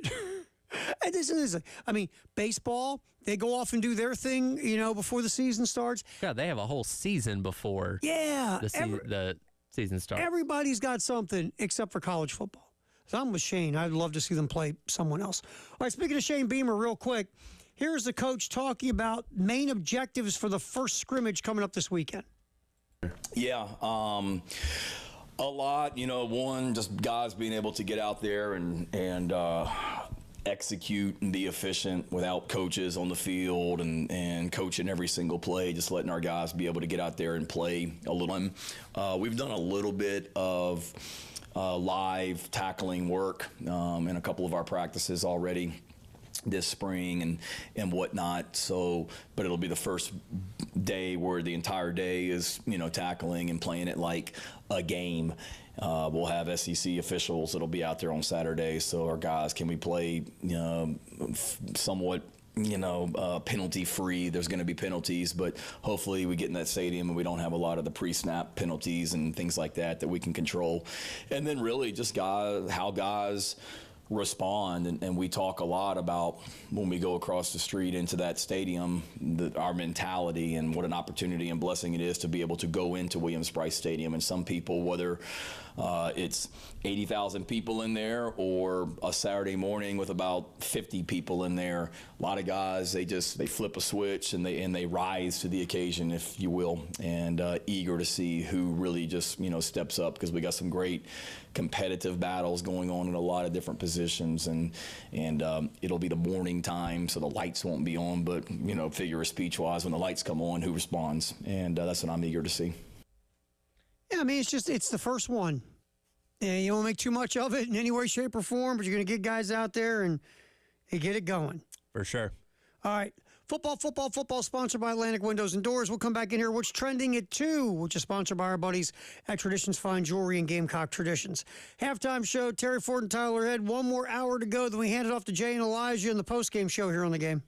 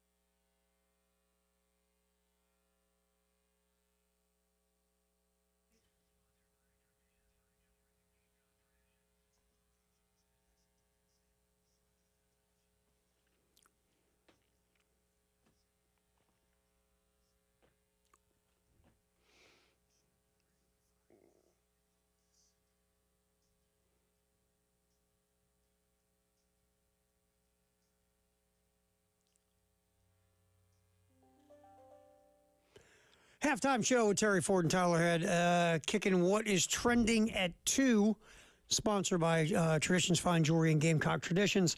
This just popped. Angel Reese, to the surprise of no one, will be declaring for the WNBA draft. Makes total sense for her. She's done what she needed to do in college. Here's the thing, though. This is what you got to balance, Tyler. The money you can make, Angel Reese, playing in the WNBA and getting some type of endorsement deals by working your current celebrity to staying at college and pulling NIL deals and getting dough for your celebrity. And she might just be tired of school. Yeah. We always got to throw that in there, too. That is also a possibility there. The player maximum in the WNBA is $200,000. Yep. Which is about not even the league minimum in the NFL, for being not even a fraction of it, really. So your earning potential is definitely limited as far as what you make from the actual team itself. Now, yes, you can go out and do your endorsements, all that kind of stuff, earn extra dough on the side. But and you know, women's basketball as a whole is growing, but the college game is more popular than the WNBA right now. So you have more eyes on you, more opportunity for that earning potential through NIL with the way the rules are currently structured by actually staying in college as opposed to going to the WNBA. I mean, are you thinking, if you're Angel Reese, okay, I'll go to the WNBA, make my $200,000 or whatever the case, get some endorsement deals, and then go play over in Europe where the real money is for women's basketball players? That's what a lot of them do. Yeah. So, again, her choice is looking at everything, going to roll off and go to the WNBA. It's not as simple as the men's game, where you go out, you tear it up in your 1 year of college or your second year of college or whatever, and you're gone, man. We've talked about it. You have guys on the bench in the NBA that are making 8-figure salaries. It's just craziness. And when people get mad about this, I always say it's very simple. It's called generating revenue. Yes. It's called, whether it's butts in the seats, eyeballs on the TV. You want to change the salary structure in a sport, it's very easy. Get more people to watch it or come see it and get better TV deals. That's where this is going. And look, here's what's going to be interesting to me.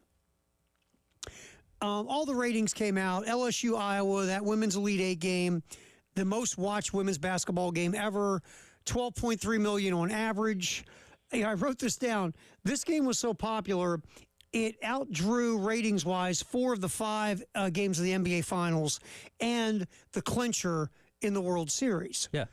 Now, that doesn't happen for women's basketball. Now, what is going to be interesting moving forward, was that women's basketball or was that Caitlin Clark, Angel Reese? Because what we do is we love stars and we love big events. We do. This game had stars and big events. If you look at some of the other ratings, for women's basketball, it was still really good. But then a lot of the other ratings dropped around that 2 to 3 million mark. Right. And again, that's good for women's basketball. That means it is growing. Sure. But at the end of the day, you can't look at that 12.3 number and say that's where the future is in the short term. What you're hoping is this opened a door. Yes. And now this door is going to lead to higher ratings where in a few years, if you keep cultivating star players and they continue to stay because they make more money in college in the WNBA, then maybe your ratings come up more and more and more and more. Yeah. This is not to be mean. This was an anomaly because it was Caitlin Clark, Angel Reese, rematch of last year's championship game. And to ESPN's credit, they pimped the heck out of this thing. They absolutely did. And last year's championship game got 9.9 million, which is fantastic, obviously. But there were still a lot of people that were not as familiar with the cast of characters between these two teams going in that national championship. Like you said, Caitlin Clark's been everywhere this year. Angel Reese, through some controversy and also being tied in with Kim Mulkey, has captivated a lot of attention this year to where more people this time around knew who they were and knew what was at stake and knew, kind of the stories of these characters going into the game, which is why it pulled in such a big number. And yes, when Caitlin Clark and Angel Reese are now gone to the WNBA, are there going to be some people that may not be interested? Absolutely. But you look at Juju Watkins, who also got to play on Monday night, or the UConn Southern Cal game, pulled in about 6.7 million viewers, another very good number. You look at Malaysia Fulwiley, these young freshman girls that have had amazing first seasons that are kind of being looked at as maybe that next tier of superstar in the women's game. They're not on that level, of Clark or Reese or even Paige Beckers or anything like that yet, but they have the potential to be because, as we've talked about, they hang around in women's basketball for 3 years, so you get to know them. They develop these personalities. They develop these characters that you can either love or hate. Yeah, and look, the good news for that second game was a lot of the people, well, half the audience who watched the Iowa LSU game hung out for the Southern Cal UConn game. And look, it was a late tip. A lot of people probably went to bed after the first one. Right. So, and game went to like 11:30. So I get why that number was lower. If you go back to the other numbers in the Elite Eight, South Carolina, Oregon State, 3.1 million, NC State, Texas, 2.5 million. That's still really good. Yeah, for sure. No one's saying, oh, that's terrible. No, that's good. It's just my point I'm trying to make is that's good. If you're going to now put an expectation level on women's basketball to be at 12 million, now you're setting up people to fail. Yes. It's not there yet. It was there because of Caitlin Clark, Angel Reese, the rematch, all the stuff that went into this that people find juicy. Yes. It was an event with stars, and that's what we're attracted to. One day, maybe that's a consistent number. Hopefully it will be for the women's game. Good for them. But the point is just for the people who see it and go, okay, here we go. Women's game? No, not yet. But the numbers are getting better, as you can tell by the 3.1 million for South Carolina, Oregon State, and the 2.5 million for NC State, Texas. Speaking of NC State, Wes Moore, NC State head coach, recently talking about the matchup Friday against South Carolina. I mean, again, it gives you a little bit of confidence. We were able to split with them, and they're a great team. Obviously, the best team in the country. But you're not playing a 4 out of 7 series. You're playing one game. Okay, so we just got to find a way to win one game against them, and it's going to be a big challenge. Obviously, I've seen them on TV quite a bit. I'm sure when I get on that plane in a little while, I'll probably exhale for a minute or two, but we got a pretty long flight. So at some point, I'll be watching them and trying to get ready. But, hey, right now, you could tell me we're playing the Trailblazers, and I'd feel, okay, we're in the Final Four. Bring them on. Might be able to beat the Trailblazers. Very good. Sonia Rivers, former Gamecock. Yep. She'll be in this game. The guard, James, is NC State's leading scorer. Look, NC State's beat a 1 and a 2, if I'm not mistaken, to get to the Final Four. Yeah, so they beat Stanford, who was the 2 in their bracket, and then Texas. Both those teams by 10 points, so it wasn't a last-second thing. They handled both those opponents pretty easily. And South Carolina's double-digit favorite. Do I think South Carolina wins? Yeah, but I could see another slobber knocker like they saw against Indiana and Oregon State in games where they had double-digit leads, couldn't quite hold on to those double-digit leads, and the leads came down to 1 or 2 possession situations. Look, South Carolina set a bar really high this year. They're undefeated, and they've been trampling folks, but they've also had close games here recently. Sure. Barely survived in the SEC tournament. Indiana came back on them. Oregon State cut it down to a close game in the fourth quarter. But you won those games. You found a way, whether it was in the offensive end of the court, defensive end of the court. These leads evaporating, yeah. Can you be concerned? Sure, because eventually you don't want it to bite you in the backside. But you've also got to be happy how when your team did lose those leads, what did they do, Tyler? They found a way, right? Found a way to win. At the end of the day, you're still the lone undefeated team in women's basketball, which is going to give you the benefit of the doubt in these situations. But that is a scrappy North Carolina State team, and they're a team that, from an offensive standpoint, has gotten better in the tournament. They're still a great team. I mean, they were runner-up in the ACC in both the regular season and the the conference championship, but they've elevated their game specifically from an offensive standpoint here in the tournament. All right, one other thing, and obviously 6:30 pregame, 7 o'clock tip Friday, as South Carolina takes on NC State in the Final Four. Our buddy Brad Muller will be on the call. All right, so one other thing about the women's game, then we'll move on to the men's ratings. So the men's ratings are phenomenal, too. I finally read the Kim Mulkey Washington Post thing. It blazed no new trail. On a scale of 1 to 10, what was your disappointment level? In the content of something new, like Earth we haven't dug up yet, a 0. There was nothing new there. No. The writing was fantastic. The writing was so good. Kent Babb told a great story. It was a great story. But it didn't flip over any, new stuff, right? And really, Kim Mulkey is the one that kind of made this way, the way she went crazy about it. What I took from that story, honestly, just from me reading it, is I felt sad for Kim Mulkey because that's a person, if you read that article, and again, there's two sides to every story in life. That's a person, it looks like the closer you get to her, the more likely is she's going to get mad at you, have a grudge, and never talk to you again. Right. And it's just sad that a human being lives in such a world that you're being tested every day you're around them. Sure. I don't have that kind of energy. No, thank you. She's the kind of person you respect how great she is at her craft, but you really don't want to hang out with her. She comes off as not a very, I'm not going to say not very likable, because I'm sure there's likable parts of her personality. Yeah. But here's what it comes down to. It's almost like the longer you're around her, she sets this bar that if you fail on that bar, you're dead to her. Yeah. And people aren't perfect, man. And I get some of her issues with people in this piece. But at some point, you've also got to have some humanity, right? Sure. And it feels like once in her mind you've wronged her or slighted her, you're done. Yeah. What a way to live your life, right? Yeah, and look, again, as you mentioned, revered as one of the greatest women's basketball coaches of all time and still has a lot more to add to her resume before she's done coaching. And when it's the 40 minutes of that game being played, there's no doubt she's one of the best in the business to do it. As soon as that clock hits 0, I wouldn't want to have anything to do with her. Absolutely not. I wouldn't either. And it's really sad, too, that like Bobby Knight, we've heard stories, and you read Season on the Brink, you watch anything about Bobby Knight.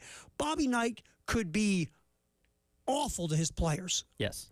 I mean, he says if you ever want to read Season on the Brink, the first 10 pages, I think, is a Season on the Brink. What he says to Daryl Thomas, one of his players on that team, people today would be horrified. Yeah. Oh, he couldn't coach in today's climate. No, he couldn't. But the point is, you know what the thing was about Red Knight, though, is those players come back. Yes. Because once they leave, they understand better the method to the madness and the craziness of Bobby Knight. And the fact, they also felt Bobby Knight truly cared about them. Well, Bobby Knight molded one of the greatest basketball coaches of all time in Coach K. And I've told stories about reading Season on the Brink, the good things Bobby Knight did for his players that no one ever hears about. Yes. Because they know even though he would dog cuss them, He had a heart. he also cared. Yes. He cared. He just coached. Look, the guy coached an army, for the love of God. Yeah, and he won. He was successful. But he was just that guy. And there are other coaches who were such taskmasters, and they demanded a lot. But these players knew in their heart that these coaches really cared about them. You didn't hear that in that article about Kim Mulkey. It was all about winning. Yes. It wasn't about I care for you, I love you, I'm here to make you a better human being, I'm here to mold you as a good person. Kim Mulkey cared about the W's, and that was it. Kim Mulkey is the perfect embodiment of sometimes being at the mountaintop is the loneliest place. And at the end of the article that Bab writes is after everything was done, she's walking out of the arena alone. Yes, exactly. It's an excellent, the writing is so good. Obviously worked for the Washington Post. Yeah, and again, it goes back to Mulkey with her comments and stuff like that, and we thought, man, LSU's going to have to fire her or something whenever this thing comes out. Right. We thought it was going to be something really incriminating. Again, if you've been paying attention for a while, you have heard all these stories before. Like, yes. All right, I didn't know about her relationship with her dad, so that was new, but that wasn't anything crazy. Right, and maybe that's what makes her so mad is they got the human side of her, showing the side of her personality that maybe some people don't know, and you're reading it going, wow, lady, you're a little hardcore, aren't you? Yeah. Wow, give somebody a break, will you? But, I mean, it's But there's nothing in there that's so, nothing scandalous. Nothing she's going to sue them about. No. I'll say that much. No. And she even said, I haven't read that trash. So, Honestly, it's not trash. It's very well written. It's just nothing salacious that we're going to go, woohoo! well, the LA Times took care of that. Yeah, I was like turning my computer upside down, like shaking it to get the good stuff. This is it. Jeff and I were reading it at the Carolina Cup on Saturday, looking at each other like, that's it? I know. I will continue on with what's trending at 2. We'll get to some other stories in the day of sports as well. Terry Ford, Tyler Head, halftime show on the game.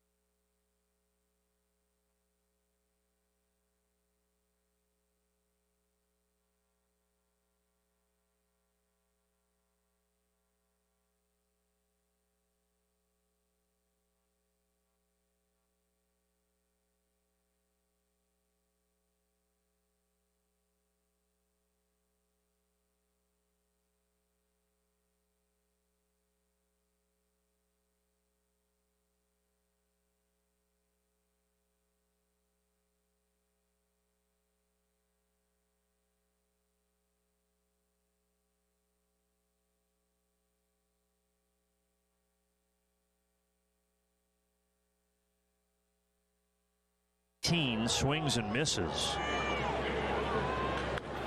This isn't a swing and a miss. This is a high drive to left. And it is gone. A big fly for the Big Bear to tie us at 1 apiece in the top of the 7th.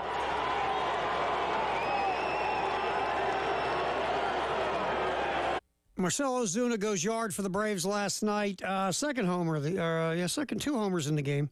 The only offense they had. Yep, 3 on the season now for Ozuna. Braves scuffled against Jared Crochet. Crochet goes 7 innings, only gives up 1 earned run, 3 hits, struck out 8. Besides Ozuna, I think Arcia got a couple of knocks. And look at the box score now. Yeah, Arcia had a couple of hits. Braves only had 5 hits in the game. Did draw 5 walks, but couldn't really get anything going. Ronaldo Lopez, wasn't his fault. 6 innings, 1 earned run, scattered 4 hits, 2 walks, 5 strikeouts. Braves bullpen, both Minter and Johnson gave up runs. Yeah. And the White Sox get their first win of the year. I'll give them a pass. It was brutally nasty weather up there yesterday in Chicago. It was like 35, 40 degrees. The rain came in. It's just been kind of disgusting. In fact, today's game that was supposed to start about 10 minutes ago got postponed to the middle of June, for a makeup day. And, they didn't have a lot of production on the offense last night. Literally every single one of their starting 9 got a hit the day before. So things have been flowing in baseball. I'll give them a pass on that one. Wow, let's see. Bad weather in the Midwest in early April.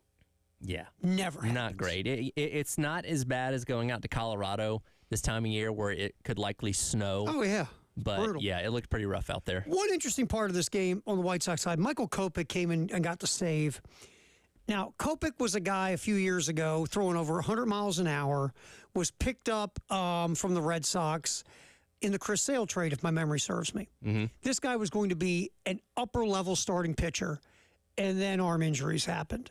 And now he doesn't throw 100 anymore consistent. He's throwing like mid-upper 90s. And he struggled last year. Now they're going to try to make him a closer. This is just the other example that guys are throwing that hard. It's great until they get hurt. Sure. Then what happens? And if you don't have the velocity you did, then what's your plan B? And with the guys, they throw the effort. Everybody throws with such high effort now, Tyler, because velocity is such a thing that eventually when you're getting that kind of torque, you're going to get hurt. Yeah. And if you're one of the lucky few that don't, good for you. Well, I think every pitcher that makes the MLB just has like a waiting date to schedule their next Tommy John surgery. Oh, I read an article once where there was this idea going around to have your kid get TJ surgery while they're teenagers. Yeah. Because a lot of these kids tick up in velocity after Tommy John. I've actually seen in some high school kids that have had that done, and it's happening in college. We see that happen a lot too, where it's younger and younger. They used to almost kind of be thought of as like the old man pitcher surgery after years and years of the wear and tear from throwing pitches and stuff like that. Like, yeah, you're 17, go ahead and get it done. Repair that ligament now, man. Yeah. Go ahead. And some of these guys come back throwing harder after Tommy John. So anyway, Braves postponed today, and they'll redo that one, I think, June 27th. Yes. I think is what it was. Yep. And, of course, you can hear the Braves all year long on our sister station, ESPN 1320 WISW. All right. Also, as we roll through what's trending at 2, another one of these stadium wars is starting. It's bubbling in Kansas City, of all places. The residents of Jackson County, Missouri on Tuesday, according to the article, resoundingly voted down a sales tax measure that would have helped fund a new downtown ballpark for the Royals and major renovations for Arrowhead Stadium for the Chiefs. I get it that owners of teams and stuff like that are a little bit detached from reality. Not the best financial times for people right now. Any kind of extra money out of their pocket, probably not going to go over well. And when you're a billionaire asking taxpayer funds to help you build some monstrosity of a stadium, now may not be the best time. Well, then this specifically has some issues to where they want to put the stadium for the Royals and some other things that, like, a couple of these people said, look, it's a 3-cent tax. It's not about the tax. It's about the plans. What are your plans? The plans have been clunky, especially with the Royals. So that's a little bit of an extra in this story, but I'm with you on this. It's like you're a bazillionaire owner, bazillionaire owners, and you're walking to these local municipalities with your hands out like you're pushing a shopping cart. Sure. Now, some of them are trying to fund, they are putting up some money. Like the Royals and the Chiefs, to be fair, are putting up money. Yes. But when you're always asking the taxpayers for more money to renovate stadiums, every 15, 20 years, you need a new stadium, you need to renovate, right? Because you got to keep up with all the other stadiums. Right. And you got to keep the bells and whistles going.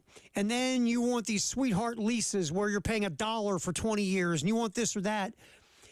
And it's easy. Okay, you don't want to give it to me? We'll go find a city that will. Sure. Because there's going to be a city that's going to open up the doors for you and say, we'll do everything you want. Please come make us a major league town. The San Antonio Chiefs. How's that sound? I like it. Playing I like the Alamo Dome. The Salt Lake City Royals. It's just, that's the thing. If you're, look, I get taxpayers who go, screw you guys. Yeah. But if you do that, all you're doing is maybe putting yourself in danger of losing major league sports, which does help your economy. Look at Battery Park in Atlanta. Yep. Where the Nats Stadium is in D.C. is a thriving area around it now. I think it was Jay and I were talking about it, how cool it is around Nats Park now. Mm-hmm. It does bring in money, and it does help your economy. Look, what's more important, a new stadium or infrastructure and roads? A new stadium or better schools? Duh. A new stadium. No, obviously, better schools, better infrastructure, better quality of life in your city is more important than building a bleeping stadium. But what that stadium does, it stamps you as a major league town to have that major league franchise, which brings you more economy and commerce and tourism. And maybe you're hosting events like all-star games or whatever. So yes, it is vile that these billionaires and bazillionaires ask for this money. But if you tell them no, Tyler, what happens? Well, they're going to pack up and go somewhere else. And it's only going to hurt you in the long run in some ways. Look at Oakland. Look at Oakland. I was going to say, the threat that you have now is legitimately the best franchise in the NFL that has won 2 Super Bowls in the past handful of years. Is not that they're threatening that right now, but theoretically saying, hey, we could. If you don't want to give us what we want, we could go to San Diego. We could go to wherever. Or they'll go, ready? They'll go across the state line to Kansas. That's and now right. That state will get all the benefits. They'll still be the Kansas City Chiefs, just not in Missouri. Right. So it's almost like I applaud your stance because there are more important things in this world than new stadiums. Sure. But in some ways, you're hurting yourself. Yeah. Which it's such a double-edged sword. I got an idea. We build since Kansas City exists in both states, we build a stadium dead on the state line. The 50-yard line is the state line between Missouri and Kansas. Mm-hmm. That way, half the side can be funded by Missouri, half the side can be funded by Kansas or the state of Kansas. I think, sir, you're a genius. I think you have settled the issue. Look at you. And if you're a Kansas resident, you buy season tickets, you got to sit on the Kansas side. If you're a Missouri resident, you buy season tickets, you got to sit on the Missouri side. Wouldn't that be hilarious? We can call it half and half. That's so good. I love that. I think you just fixed the whole problem. Call up Clark Hunt. We'll discuss. All right, that's what's trending at 2. Sponsored by Traditions Fine Jewelry and Gamecock Traditions. We'll pop in here. What is the date of today? Is it April 3rd? It's April 3rd. Oh, man, what is April 3rd? Last I checked, greatest day in the history of the world. Sponsored by 1-800-GUY-JUNK. That's coming up next here on the Halftime Show. Terry Ford, Tyler Head on the game.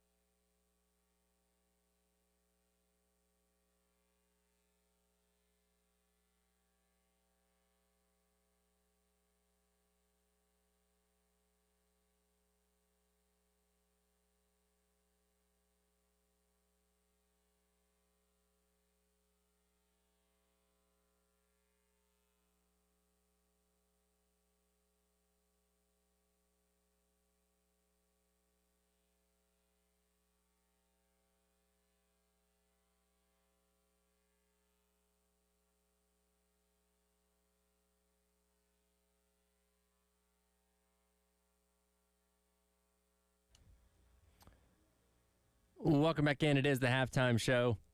Tyler Head and Terry Ford along with you on this Wednesday, April the 3rd. It is indeed time for the greatest day in the history of the world. Oh, yeah, April 3rd, the greatest day in the history of the world, as we get this up on the old computer. All righty, here we go.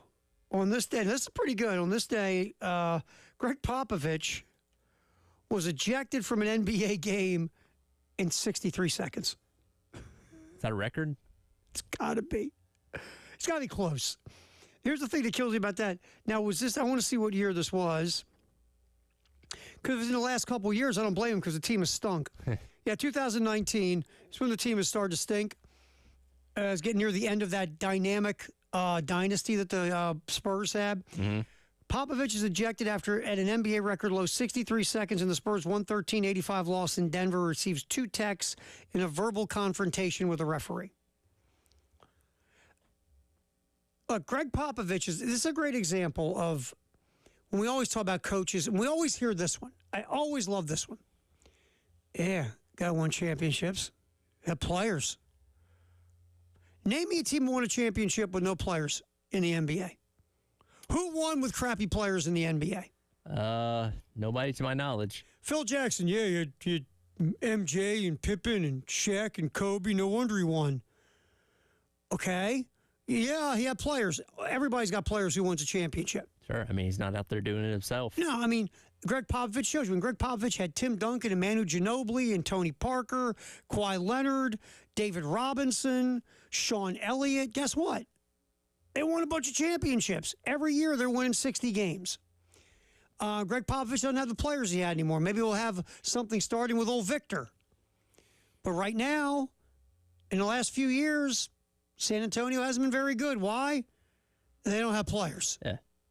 And it's very simple. Wemby, obviously still in his rookie year, so time to continue to develop and improve and maybe be that next superstar, but too early to tell at this point in time. Yeah, he had another stupid, ridiculous night last night in their game, and they won. I can't remember who they beat, but he was almost had a quadruple double last night. Just ridiculous. So on the right track. Getting there with him. Getting there. Already defensively, he's a beast. Offensively, it's getting there. But when it gets there, he will be trouble. All right, also this day, the greatest day in the history of the world, 1923, the Black Sox sue the White Sox for back salary. Wow. That 'Cause remember, it was thrown out in court. Because remember, the Chicago judicial system was so dirty and corrupt that the Black Sox, the whole thing got thrown out in court.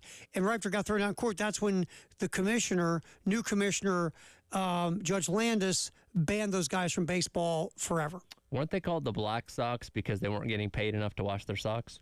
That was one of the things. Well, remember, did you ever see the movie 8 Men Out? I did not.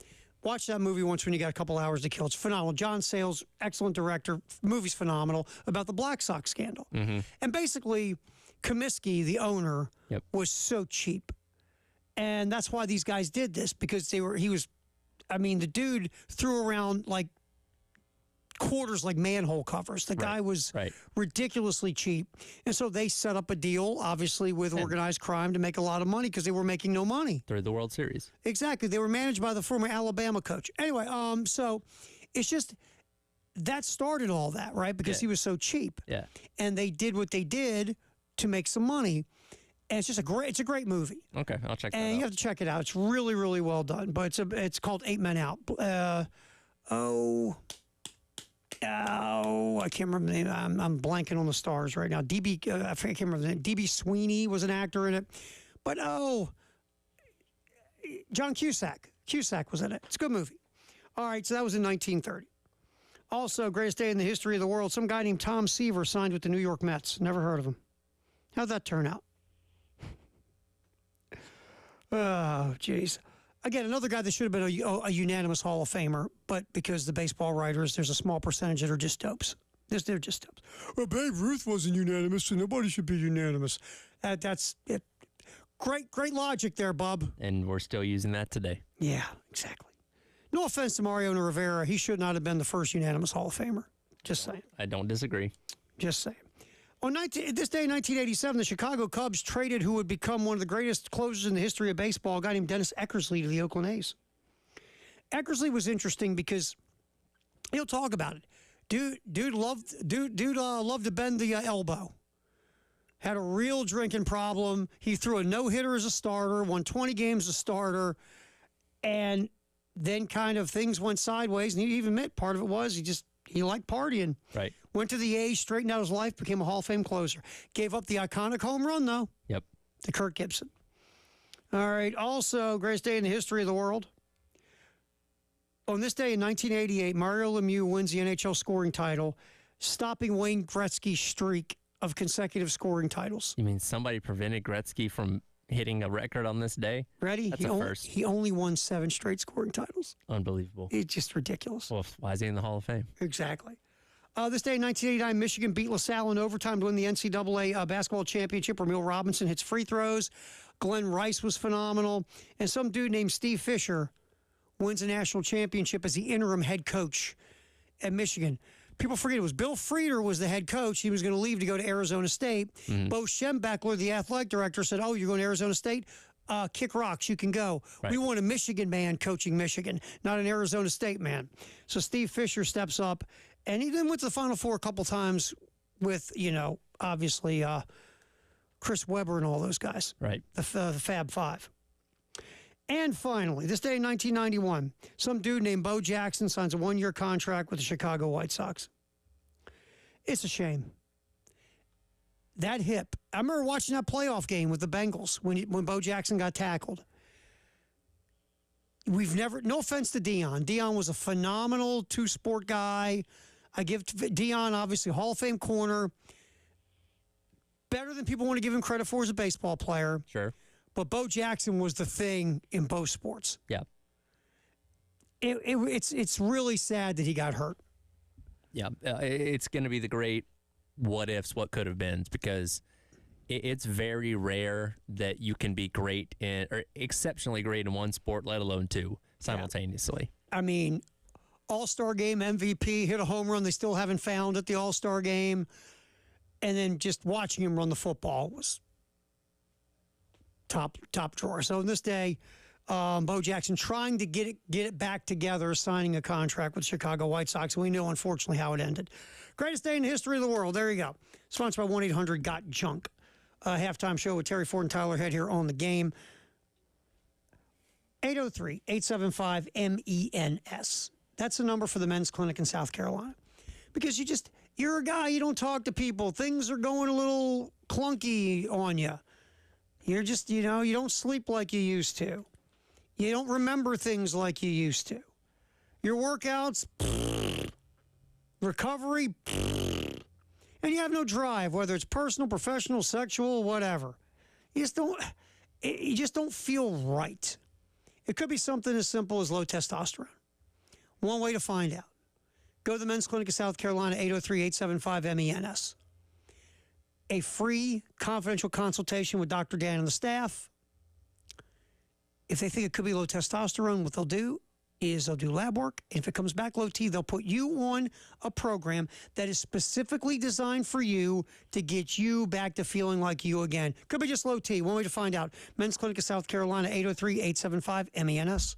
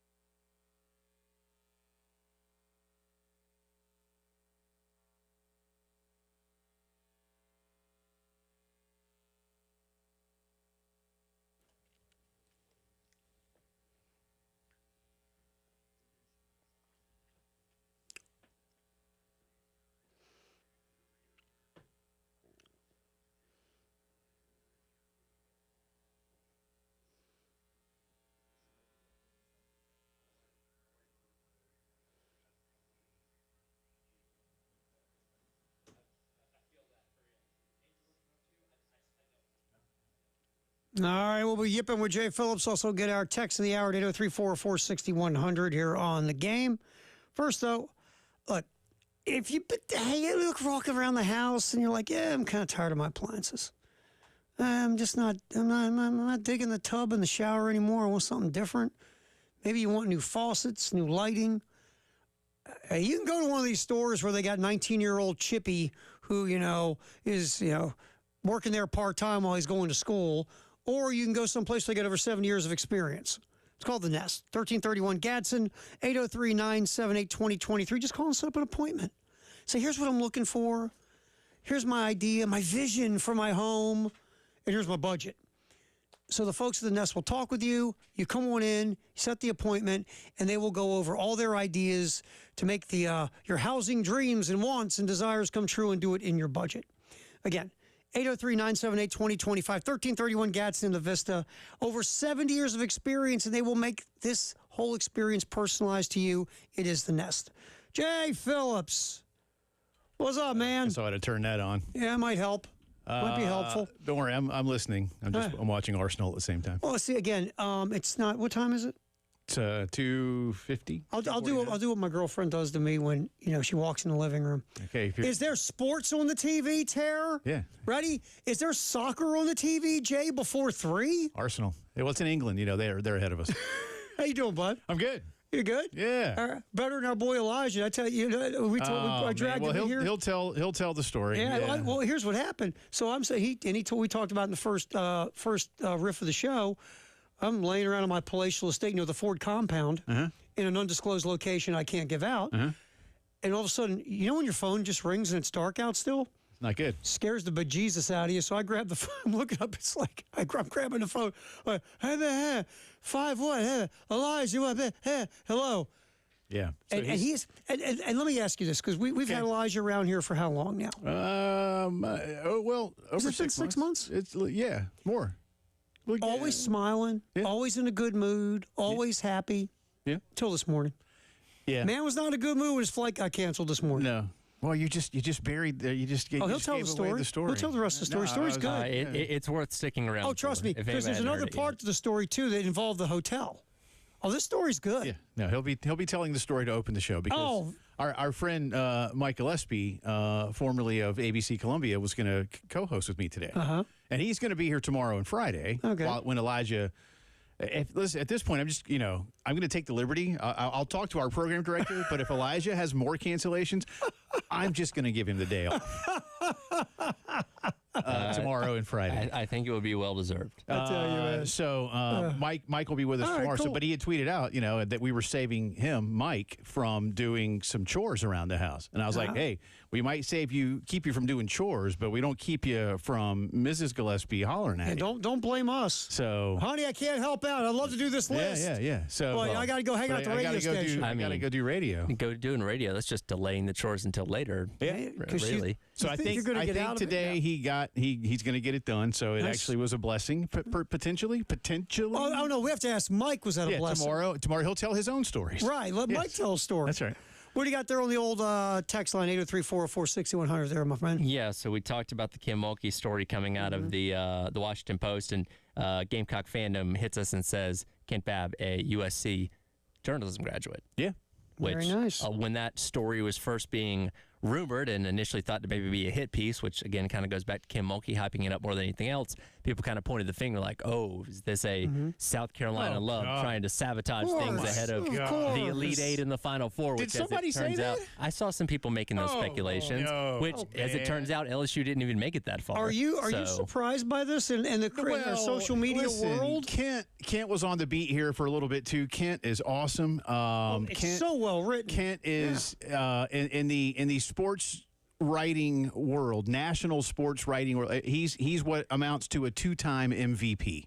Yeah. If you want to put it into an NFL or Major League Baseball or whatever, he's that. Kent is he left Columbia, went to Kansas City. He's been in Washington for 15 years or so. He's a brilliant, gifted writer. And have you guys read the piece? Yeah, I read it. It's not a hit piece. No, it's not. I don't even know why guilty pig always squeals is one of my sayings here in the South. And I mean, What did you think it was going to be, Kim? What were you expecting that was going to? You had to get out in front of it and act the way you did. Yeah, it was not a hit piece. Now, look, did it have some harsh reality in it? Yeah, but that's what Kent does. Kent tells the story with fact presented from people that he speaks with. He's not writing a novel. Right. And the other thing that kills me about it is, like, it's nothing, and Tyler and I were talking about it, there's nothing there that we never heard that before. There's something, the personal life stuff of her, I didn't know in that depth. With her dad. And you know what? I'll say this, that the part about, for those of you who have this, listen, I'll just tell you, look, her dad, she has a sister.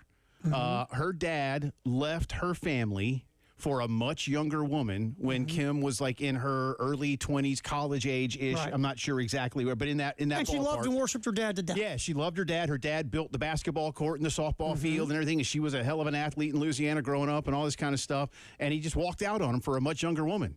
Left the mom. Long story short, she never has forgiven him or spoken to him since. Yes. And it's been nearly 40 years.